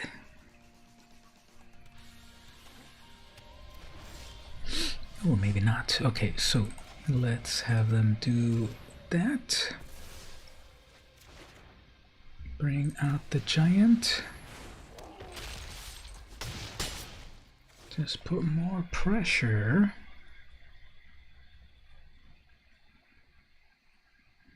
Got that Banefire. 1, 2, 3, 4, 5, 6. How many black do I have? Only 2. Okay, so Obliterator might not come online. Vivian's gonna kill my flyer. Wild animals I like. People, not so much. That's the exact same thing that happened last time. Pretty funny. I have to waste, if I don't get a land drop here, I'm gonna have to waste attacking the Bone Crusher. I guess I don't even have to. I should just go for the opponent because Vivian's plus isn't even that amazing, right? Look at the top, whatever cards you may reveal it, and that's it. Yeah, so it's not even that amazing. Let's just go for the throat. They have double, they have at least one red.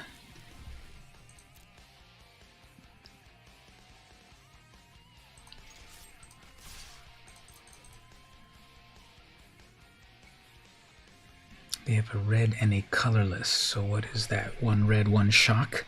They might hit that Phoenix.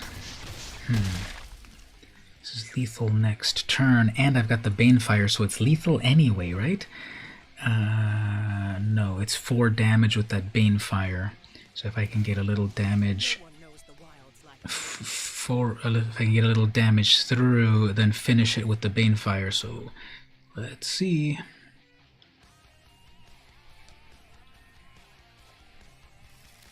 Huh. And an Atris, okay. That doesn't do anything with the flyers. So what do they... Oh, man. Okay. I definitely...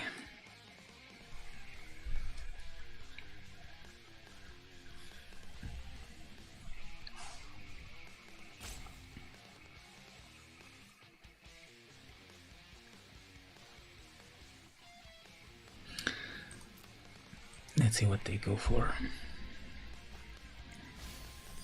Huh. Well, anyway, they can't cast it now. Anyway, it's still game over for them. Never mind. I don't know why I was stressing. Okay, so they got the... Yeah, okay, so this is still game over for them because if I do the 2 damage with the... If I do the 2 damage with the Phoenix... Actually, how much can that do? +2. Yeah, let's just... Only attack with the Phoenix, and then the final 3 damage.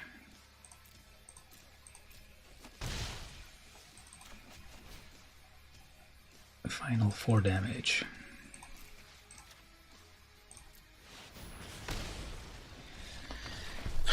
Okay. Got it. Let's go to game 3. Anything else to change here?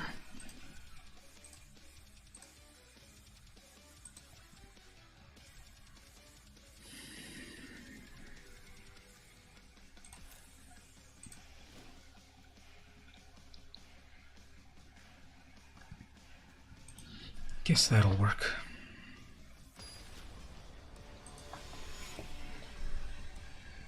They didn't sideboard anything else, so I guess they're confident. There's my Triome, there's my Lantern. Now that I don't need it, there's my Evolving Wilds. Where's my Akum Hellhound? Okay, so turn 1 Triome. I have 2 tapped lands here, so I won't be able to get my Lantern turn 3. Okay, well, let's play that tapped. Turn 2 Swamp, which will then draw me a card from the Zealot. Okay.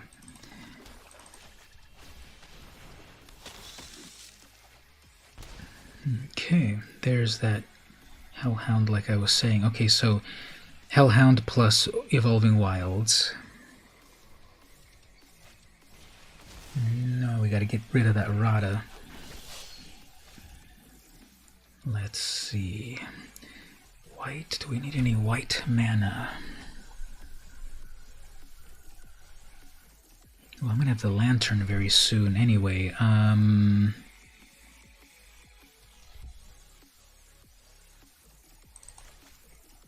Yeah, it doesn't even matter when I get the Lantern, but for the moment I have to get rid of that. There we go. Next turn, Evolving Wild, double landfall, unless they have a blocker. Okay, Oracle, they're not going to block with that Oracle. Plus I've got the Edict, but they're going to combo off on lands. Actually, okay, well.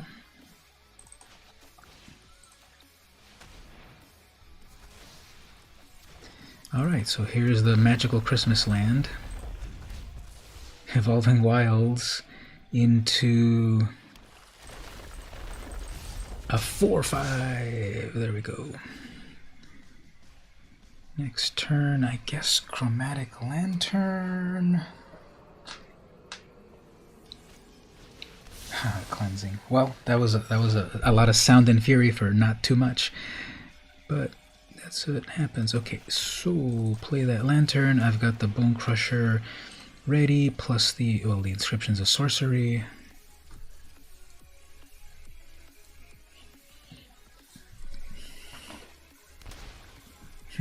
Shocked themselves, eh?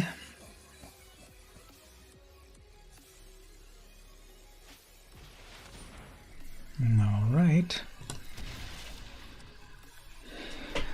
Bring back back something of CMC4. What are you going to bring back?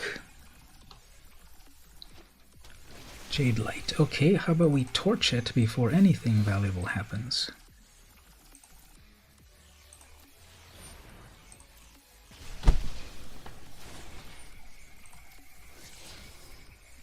Cultivate. Keeping the double cultivate? Huh, okay. You can do that if you want. You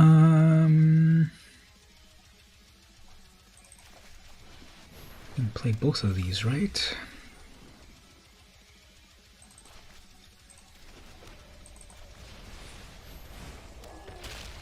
Alright. So, cultivate. That's going to give them 2 tap lands. They only have 3 lands left, 1 black. 3, 4 plus a 4, 3. Oh, actually, they get 1 more. Don't tell me it's another board wipe. Nope, no board wipe. Okay, let's attack with all of this. Then bring in a Buntu. Get rid of this giant to draw an extra card. I can even get rid of a land because the Chromatic Lantern fixes everything and it draws me 2 cards. Ooh, okay, eliminate plus Bedevil.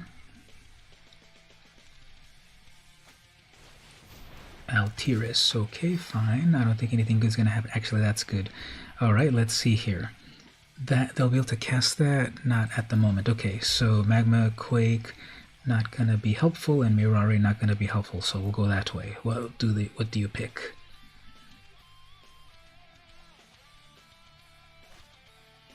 They went with the thing less valuable. Perfect. And a Chrome Lantern. Okay, now that's good. Okay, can target artifact, creature, or planeswalker. Okay, I know what I'm bedeviling.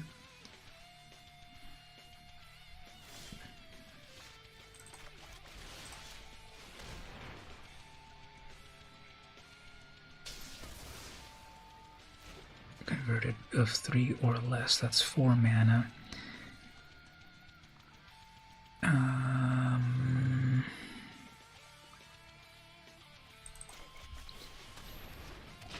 This is all unblockable. Anyway, I don't even know why I was trying that hard. That was just with Menace. Why did I even stress it that hard? Bontu for the win. Alright, so there was that first loss with the Phyrexian Obliterator that you would think, well, when that's on the battlefield, it's GG automatic. But it was far enough in the game that they could lose 5 mana, 5 lands, and still come back. And then the second game was finished off with a red direct damage, and then the final with a menace creature. Alright, we got 1 win so far on this mishmash of colors. If you, obviously, as you all hang out on the stream, you know that I'm not a big 3-color player on drafts, but here is here's one that's coming along in 1 game.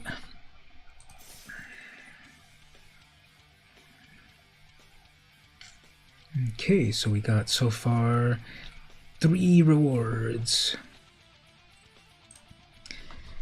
Next game.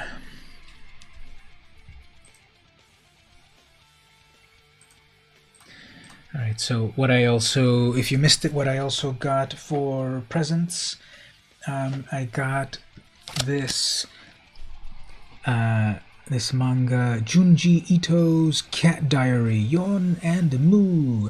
Junji Ito is this Japanese artist who is all about like horror comics, and here is his his story about his fiance has cats and he's more of a dog person, so he has to learn to be a cat person.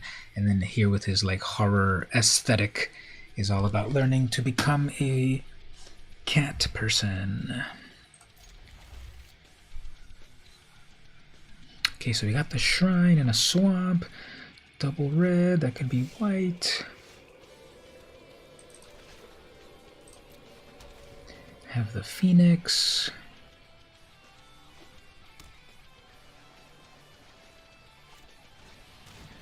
I got a Sky Shade turn 2 already, eh? Enters tapped 2 or fewer lands. I don't need any mana yet, so let's drop that. but it's untapped anyway. Okay, so that's a 3-1. It's pausing for some annoying reason. I can keep coming back very easily with simply landfall, right?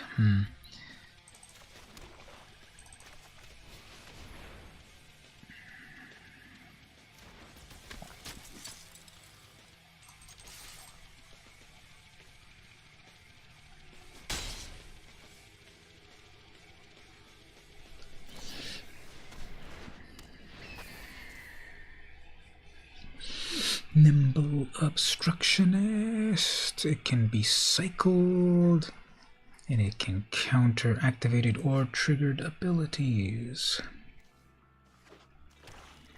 If I drop a red, I can get my flyer, but they're going to pass with 1,000,000 mana, so this is going to be annoying.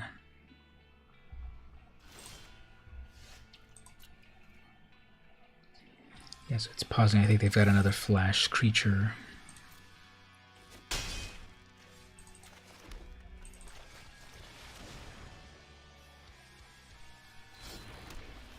Okay, so I've got a blocker.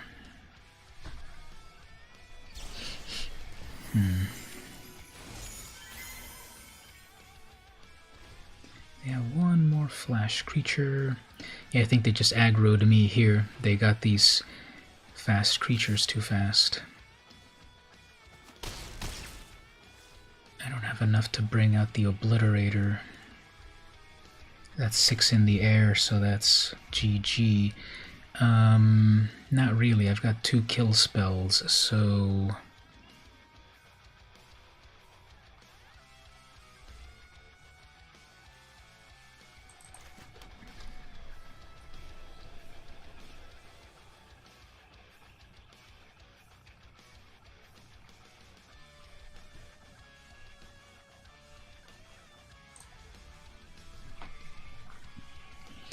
Okay, they're gonna flash in their flyer.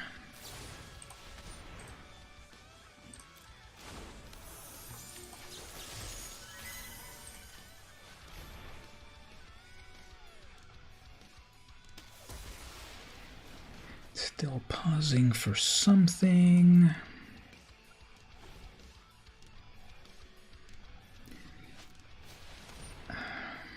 Okay.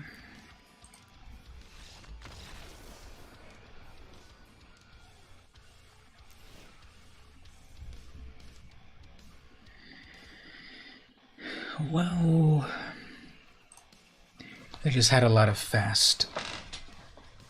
They had a lot of fast stuff. 3-1s, very fast on. So, and they were going to take my creature. So I don't think there was anything to do there.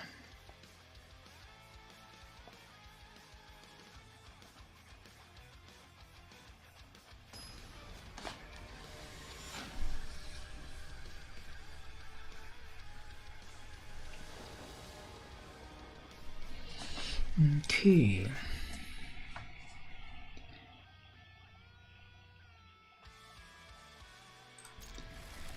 So I've got black, black, black.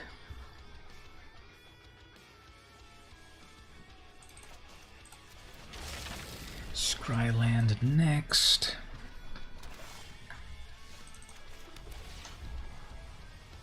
Double black, that will be useful.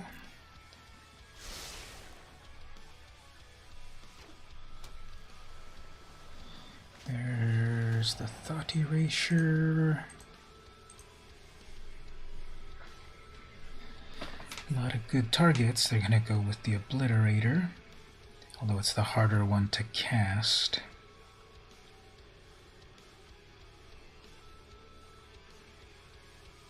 I guess I'll go with the Aetherborn to do a little bit of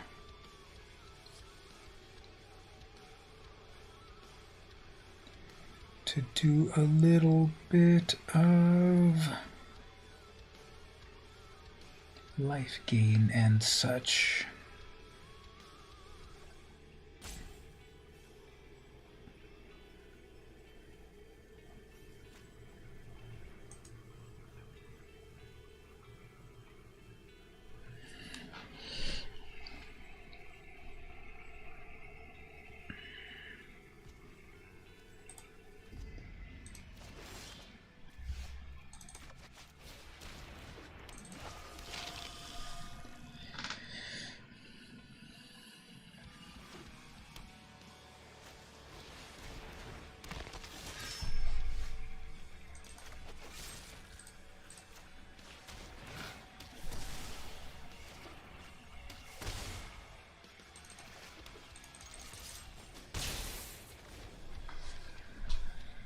Alright, so that did draw them a card, but I've got a creature on board that's got lifelink and death touch. My mana is coming together. They've got 3 in total, but they have the full 1, 3, 4, 5, 6, 7. They have the full 7 cards. They know my full hand.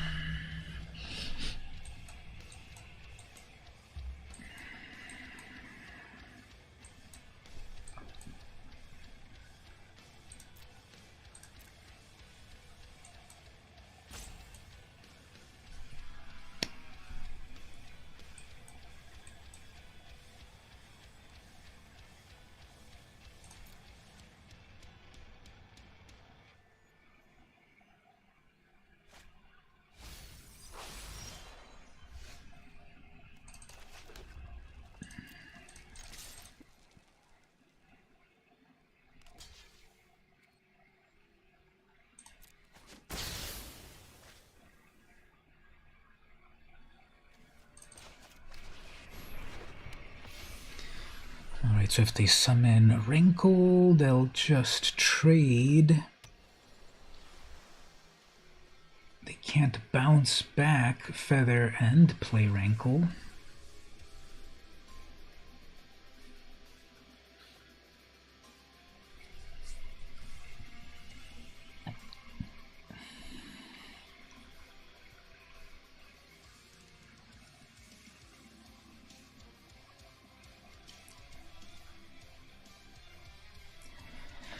They have a lot of card advantage. I'm already down to my last 2 cards, and they already know what one is. They're gonna pass. Okay, well, what they're gonna do here is bounce back my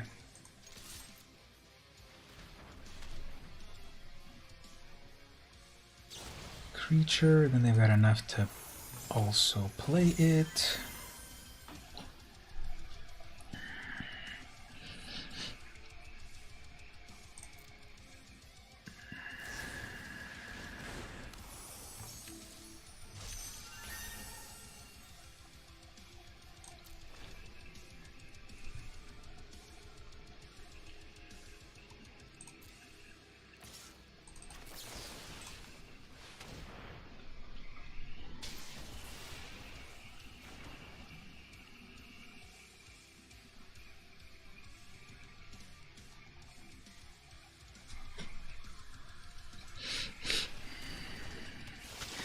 Zealot.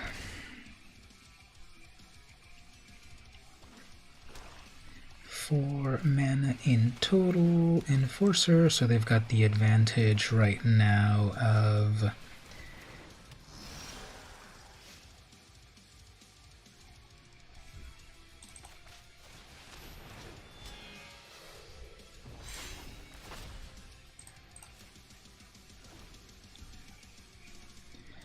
they've got the advantage of creatures, and if Rankle does its thing.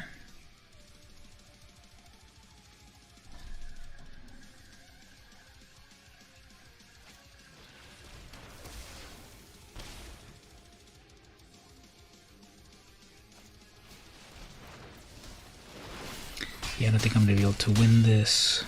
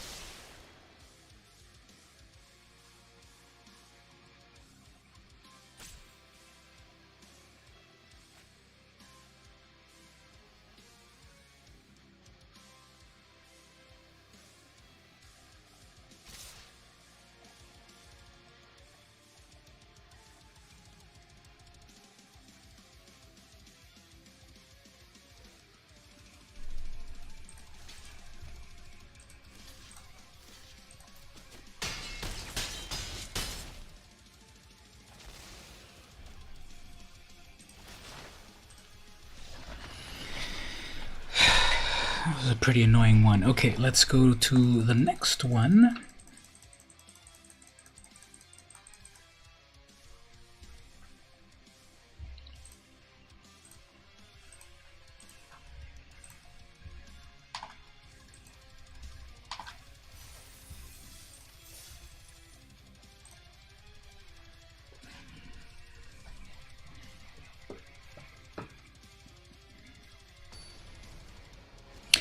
So did any of you get anything nice for Christmas? I don't think anyone has shared anything yet.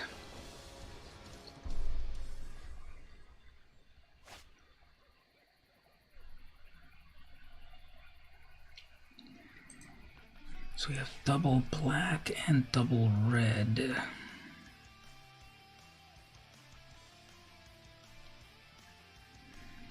I think it'll be better to get double...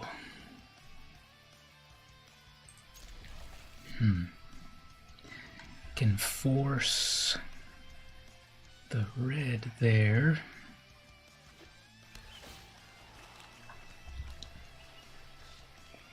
Got a Fortnite Monopoly board. That's cool. Do you also play? Do you also play a lot of Fortnite?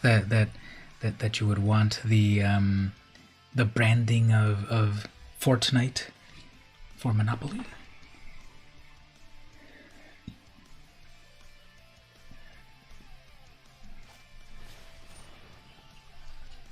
Well, at the very least, I've got Eliminate, so that Ruined Crab won't be as annoying as it could be.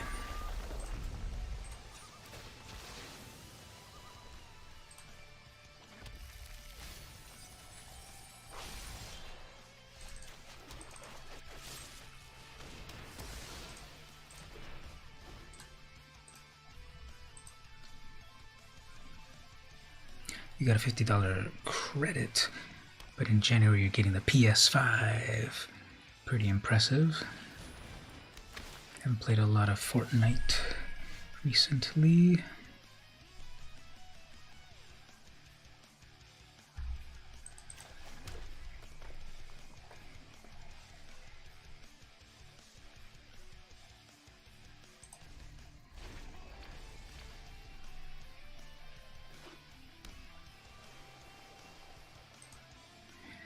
So a month or two ago, the so you know, all the comic companies, they often put out these gimmicks and stuff on their comics, and the gimmick was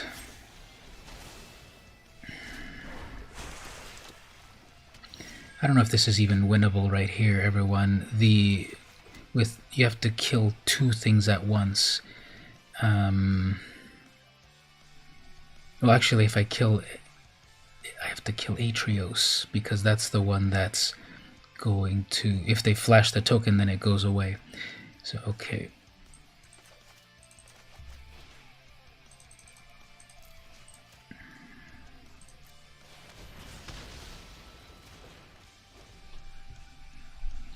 Let's see if they don't get any other useful creature. You know, Thassa is very powerful, especially with ETB creatures.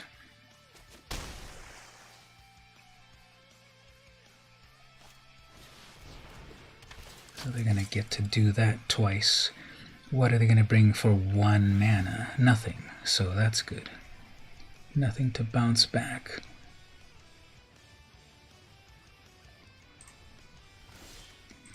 Yep, the crab got killed, so GG crab. Okay. Need red on that.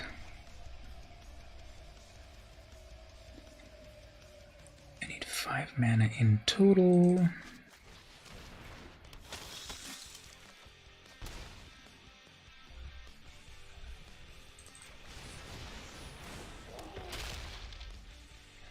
You enjoy my shorts? Thanks. They've been pretty cool to do.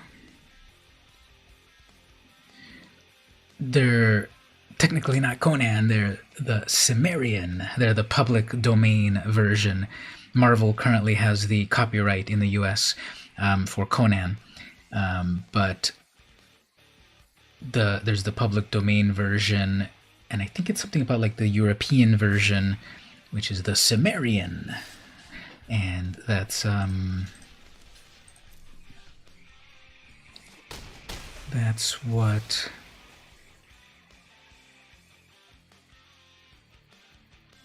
what the company Ablaze is publishing. They're publishing the public domain version of things. What does that do? Seagate and just copy the next instant or sorcery. Okay. And then blink it for no reason. Well, I guess their big important blink is done. So I still don't have my other black. Great.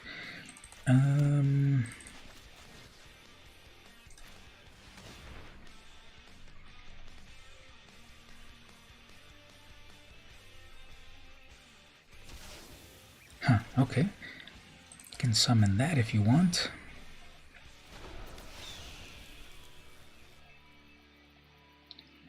Double blue, is that going to be a Brazen Borrower or Unsummon or something?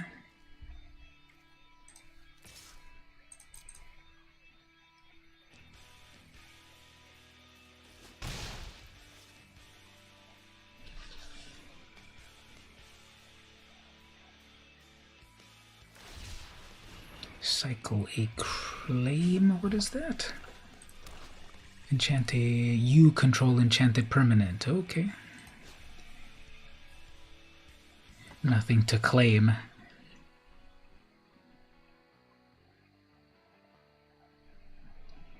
If I get one more black, I can bring that God Eternal.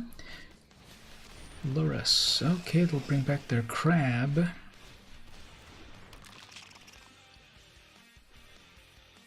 It's a lot of effort.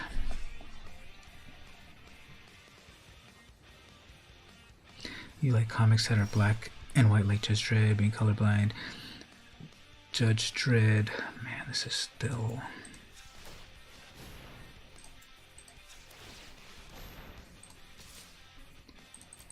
Still not getting the mana that I need.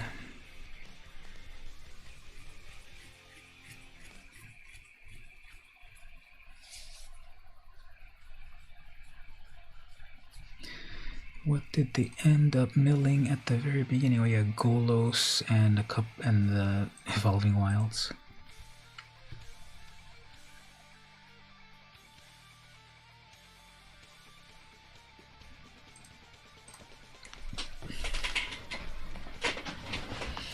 Probably what they'll do is they'll pass, and then they'll use Thassa to tap out my Phoenix, because they saw I can do 6 damage. Let's see, if I get one more black mana, what I'll probably do is summon the Bantu, and then...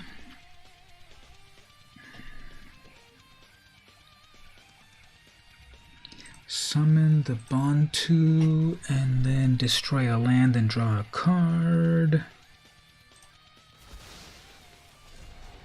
Oh yeah, they're just gonna blink back their Plague Crafter. Okay, so this is gonna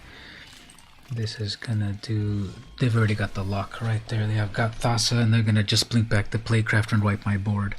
So, ban Thassa.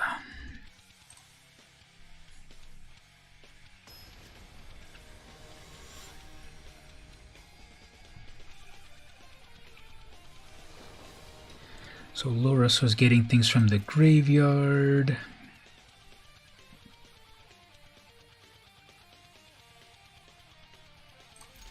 Lurus was getting things from the graveyard. Thassa was going to blink it. Ruin Crab was going to mill me. They had a lock.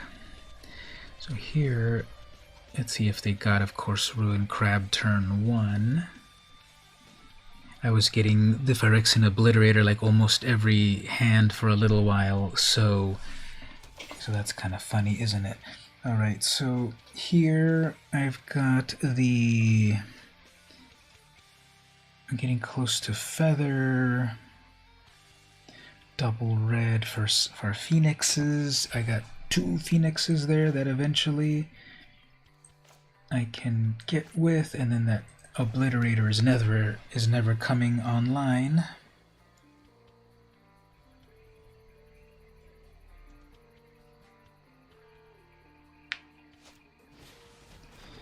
Well, turn 2 crab.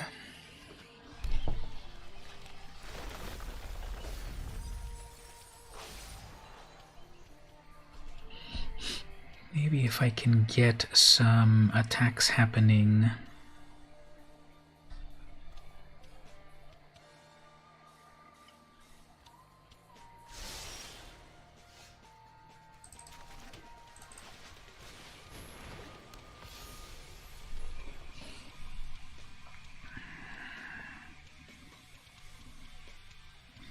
So if I get one more mountain, I can bring in the Phoenix.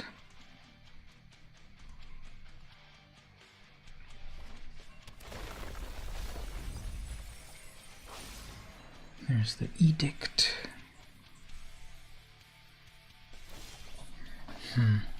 Passing with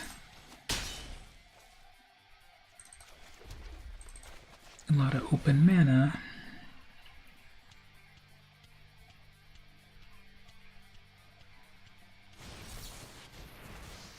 Alright, so that was good. They countered that, although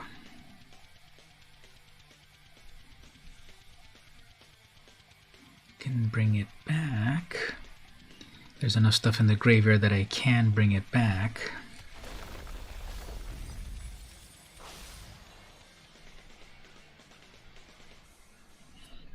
I can also summon or try to summon Golos. That'll let me go get a land. How many swamps have been put away?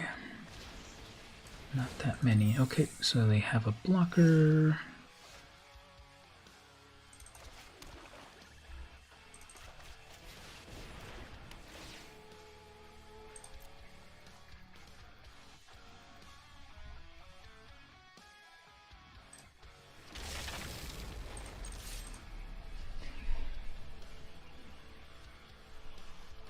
Did they already hit my chromatic lantern? No. Oh yeah, they did. Okay, well, cannot do Golos's ability.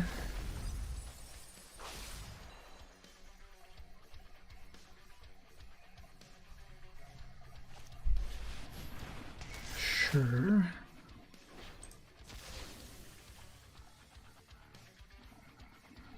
They're gonna take something cool. What's the best thing that I've got? There's no real amazing creatures. Well, they're gonna take the Obliterator, right? Because then next turn, each opponent... Oh, discards. Okay, so I can discard. Okay, so double black on that. Let's bring out an Obliterator for just a plain old...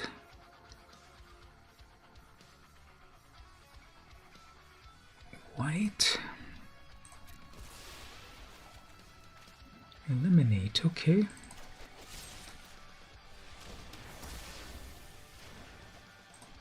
Sacrifice. Next turn I'm gonna need to sacrifice Obliterator or Phoenix. All I need is 1 black mana, and then Obliterator can do its thing if it doesn't get countered and such. But if instead I keep the Phoenix, I know I can cast it. Haha, decisions. Yeah, I don't think the Obliterator is gonna be as amazing, and then they're gonna steal it from the graveyard next turn, but I have the... Well, that's a menace creature, but...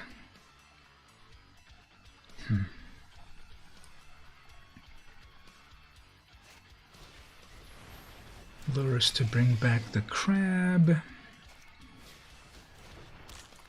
Play the land.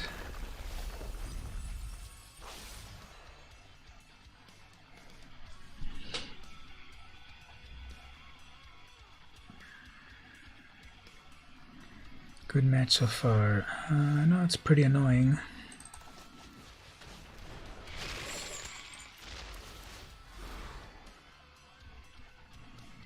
It's the opponent has a very powerful deck as soon as they summon that. You know, they're starting to put together their combo. They've got Lurrus. They're gonna steal my best creature out of my graveyard, which is gonna be the Obliterator. And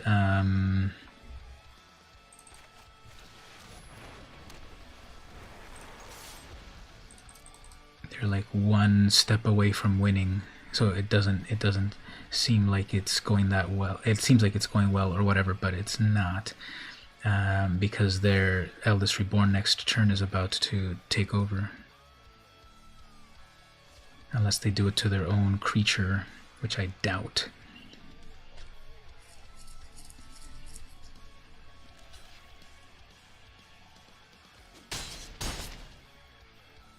Alright, so they're going to take my Obliterator here.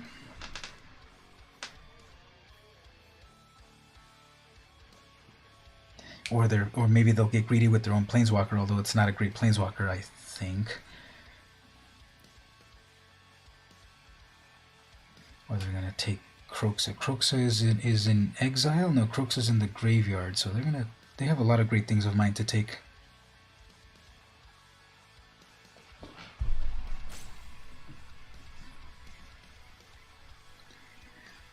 If they take Kroxa, they have nothing to discard.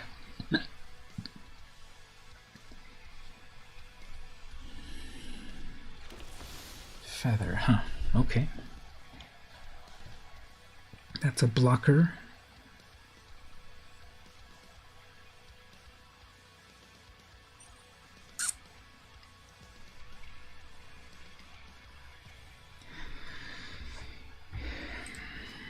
Counter target spell with converted mana cost of 3 or less.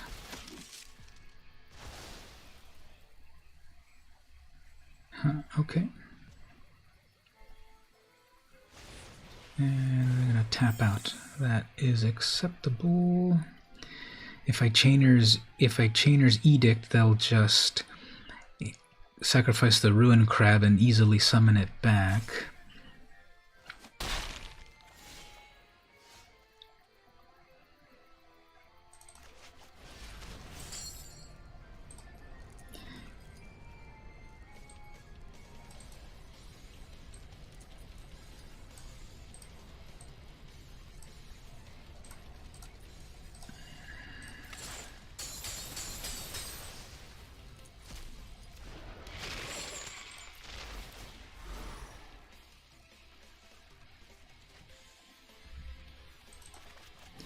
So I could have played that a little bit better.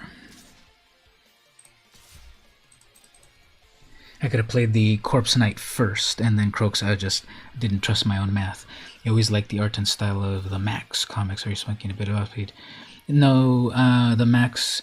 Well, the Max was published originally, the original like 42 issues or 35 issues or something back in the 90s, and it's been reprinted.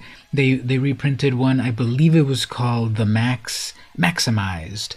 They printed that.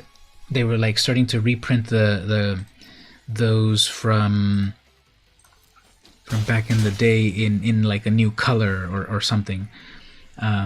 So it's reprints of the old comics. What they did print recently, though, was Batman Meets the Max. So they had a crossover comic, and they had issues, I believe, 1, 2, 3, 4, and then they.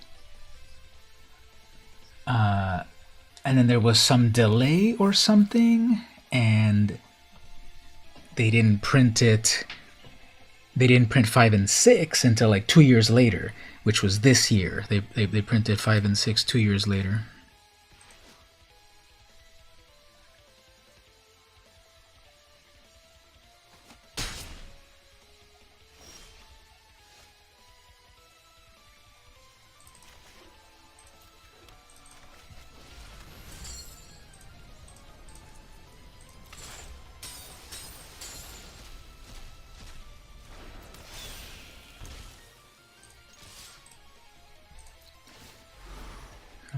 You sacrifice your final creature.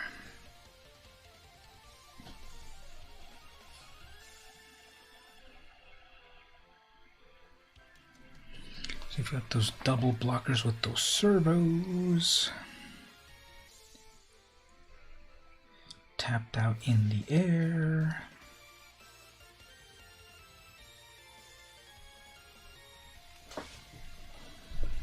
You have to double block Buntu if you forgot.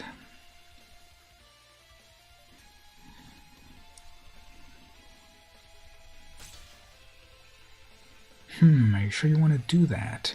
Luris is one of your most important cards, and you're double blocking that. Okay, you can do that if you want.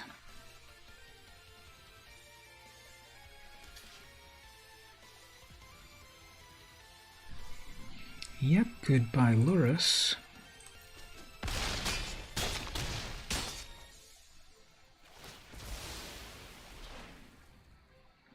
I'm gonna get milled. Well, if they draw a land, I'm gonna get Buntu milled. Even if they don't get the land now, they have 3 turns to get a land and mill Buntu away, so let's see what happens. 15 minutes versus 23 minutes. And then a swift response on that. Okay, fine. That's what they top deck. I can bring that back again right now.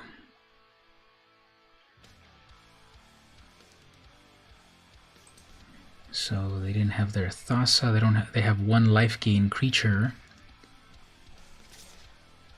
That's a 2/4. They're gonna gain some life.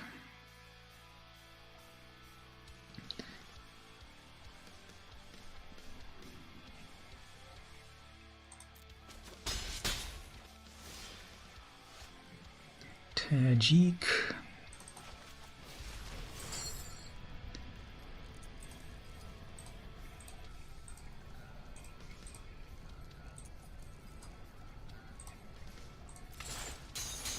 Bring back Kroxa.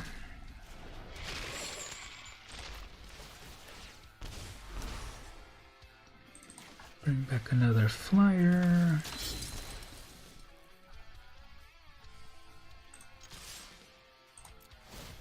Mentor that, which is not the best idea, but and that cannot get first striked.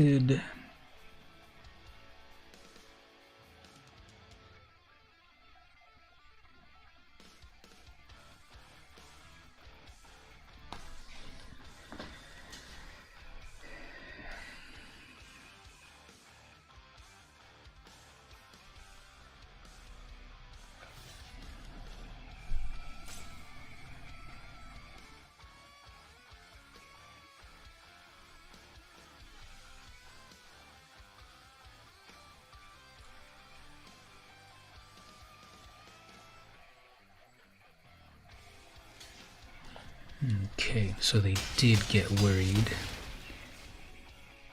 Now they've only got 2 attackers. Okay. Ruin Crab is dead, so I'm not gonna get milled. Now it's close. And that's gonna exile my graveyard. Okay.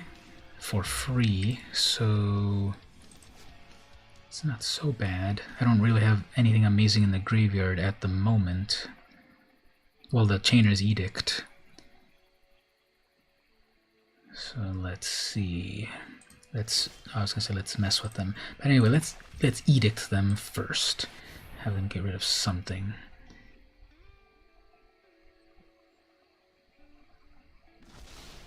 Good, okay. And then attack with all of that. 3 damage automatic off of Kroxa, and then they lost their will to live. Okay, finally, here's the 3rd game. Hopefully they continue to not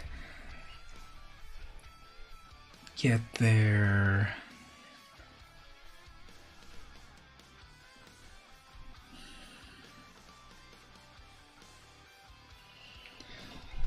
Hopefully they continue to not get their complete combo. The complete combo included Thassa. Did they have anything meaningful?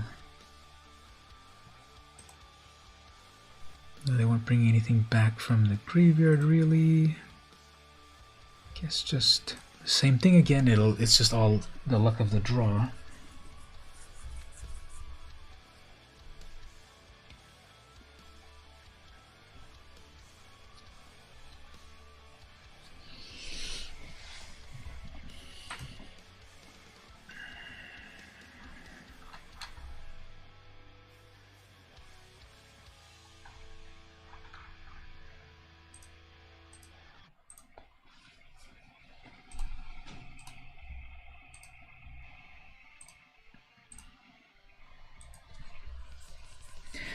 So what else did I get over here? Oh, okay, Mark, here's another cool thing that I got for Christmas.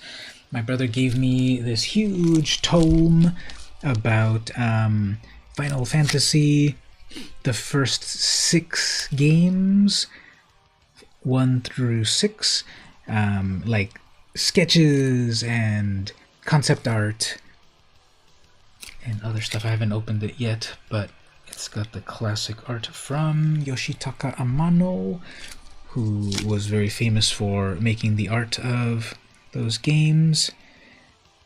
And so it's got the first 6 games. So I played part 1. I loved it. I played part 4. And I played a little bit of part 6. Everyone says part 6 is the best one of the first 6. Probably, but I didn't play enough of it to make that determination. I played a lot of part 1 and part 4, and I think part 4 is like my favorite video game of all time. Alright, so this is not great.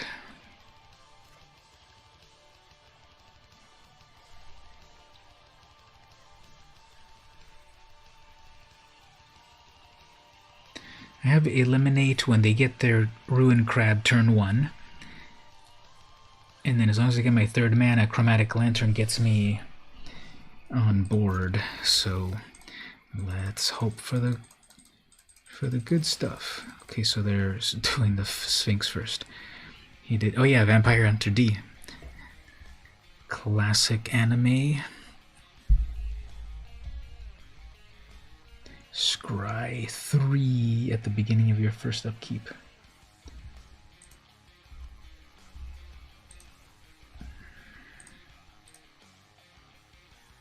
I don't think it takes that long to fully figure out your plot. You go Island, Ruin Crab, like it's not that complicated. And then another Scry, okay. That doesn't even make sense because... well, I guess there's just no way around it. Okay, so here we go. Ruin Crab here, and then Evolving Wilds. But then I've got the Eliminate for it. And then, oh yeah, then I have to wait for my 3rd... what is this, the Thought Erasure?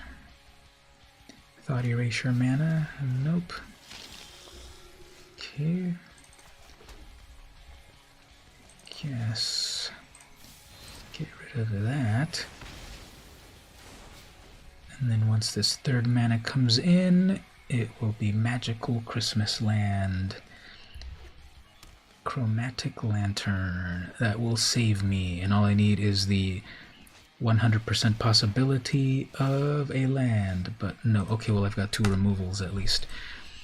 Hidden Stock, oh that's the one that makes Servo, sacrifice a Servo, Scry, blah blah blah. Crab, okay, well, you get to be eliminated. Exile, what is going on there? Oh, I clicked on something. So anyway.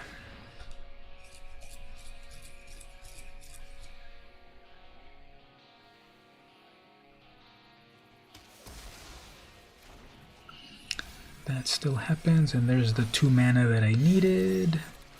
And that's not mana, but that might draw me a mana. That. And that gets me a scry.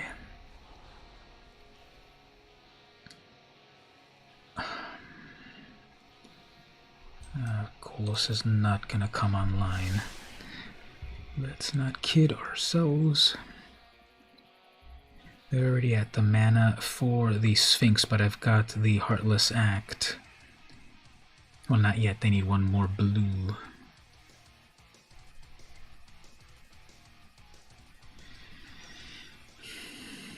Have double red and black for Bedevil. Feather's not there yet. Okay, so Lantern definitely. Folio, they want to do that instead. That's also okay. It's not horrible.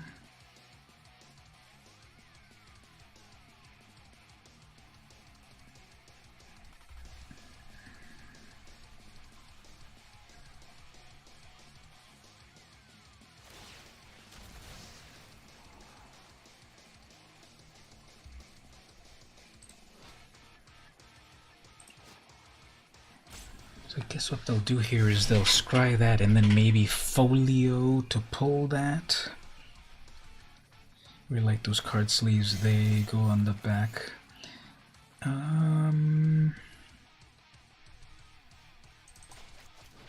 Yep, still missing lands. This I got it from entering the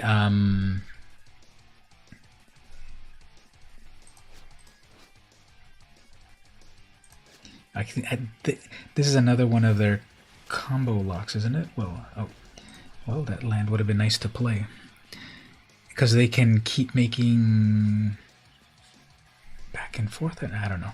Let's see what happens. Yeah, so this is from from 2 weeks ago, entering the that one event, the one that I lost on the first game when the opponent was playing mono blue and they counterspelled it everything. Remember?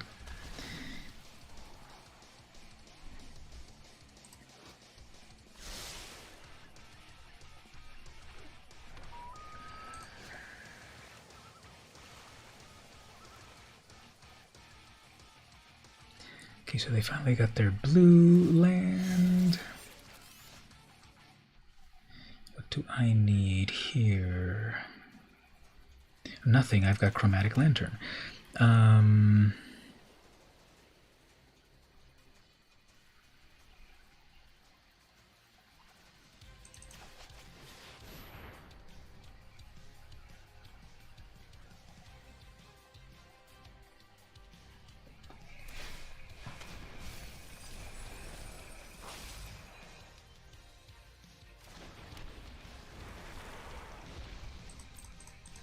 They're not gonna. Less than 9 minutes for the opponent. Look at how long the opponent is taking on their turn. We're not gonna time that. Look, I'm still at 20 minutes, and that opponent's down to 8 minutes. Each opponent mills cards in their hand. Okay, well, that will be 16 cards left. Let's see if they get greedy and bring out their flyer and pretty much tap out. Are you going to try to alternate win condition me?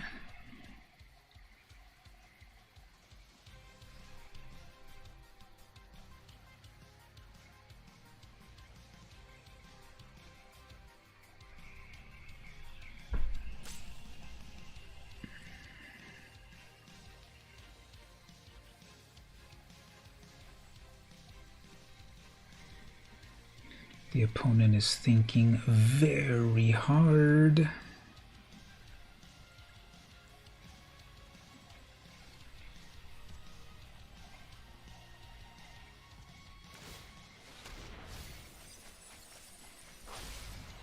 Okay.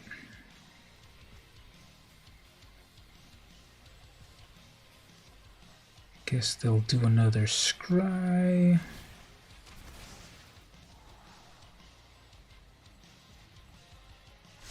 Keep that on top.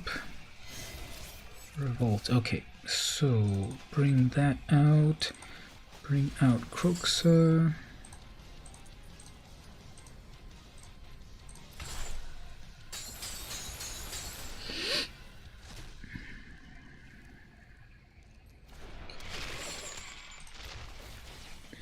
They discard.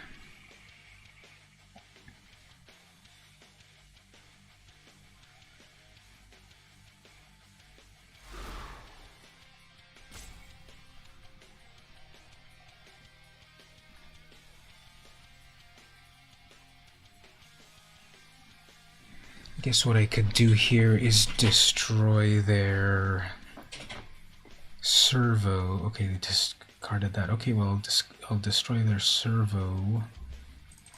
Then they can't keep doing the scry shenanigan.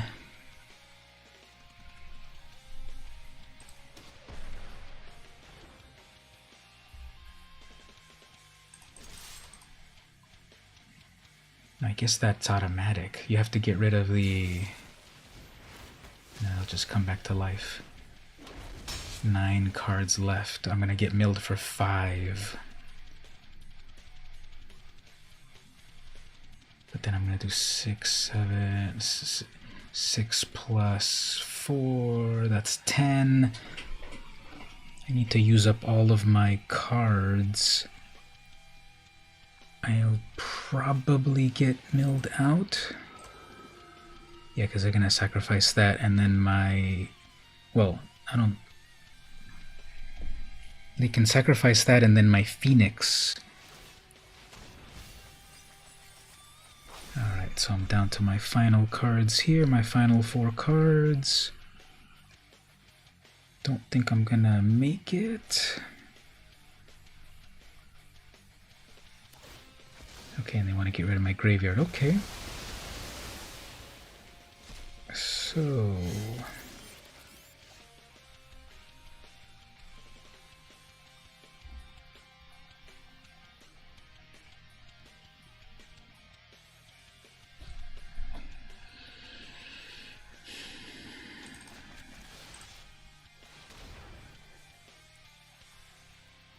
Yeah, I already lost.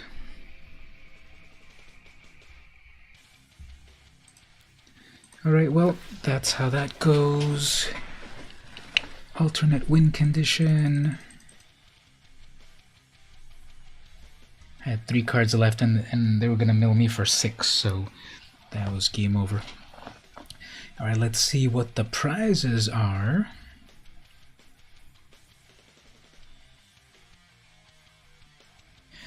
I think the deck did all right, considering it was 3 colors. And let's see here. So I got some gems. M20 gems. It would be kind of cool to know which was the card that got replaced. And the Barricade Breaker and a Savage Stomp. So yep, that was that. I've been streaming for almost 4.5 hours, so I think it's a good wind down. Later, actually, it says here 4 hours and 20 minutes. So I am getting a little tuckered out, actually. So I think we might finish at this point.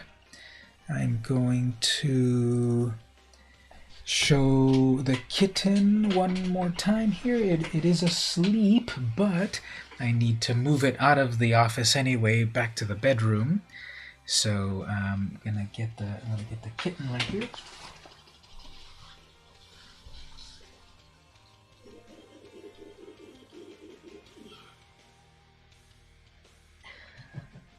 So Mark, you're gonna see here, Deja Vu.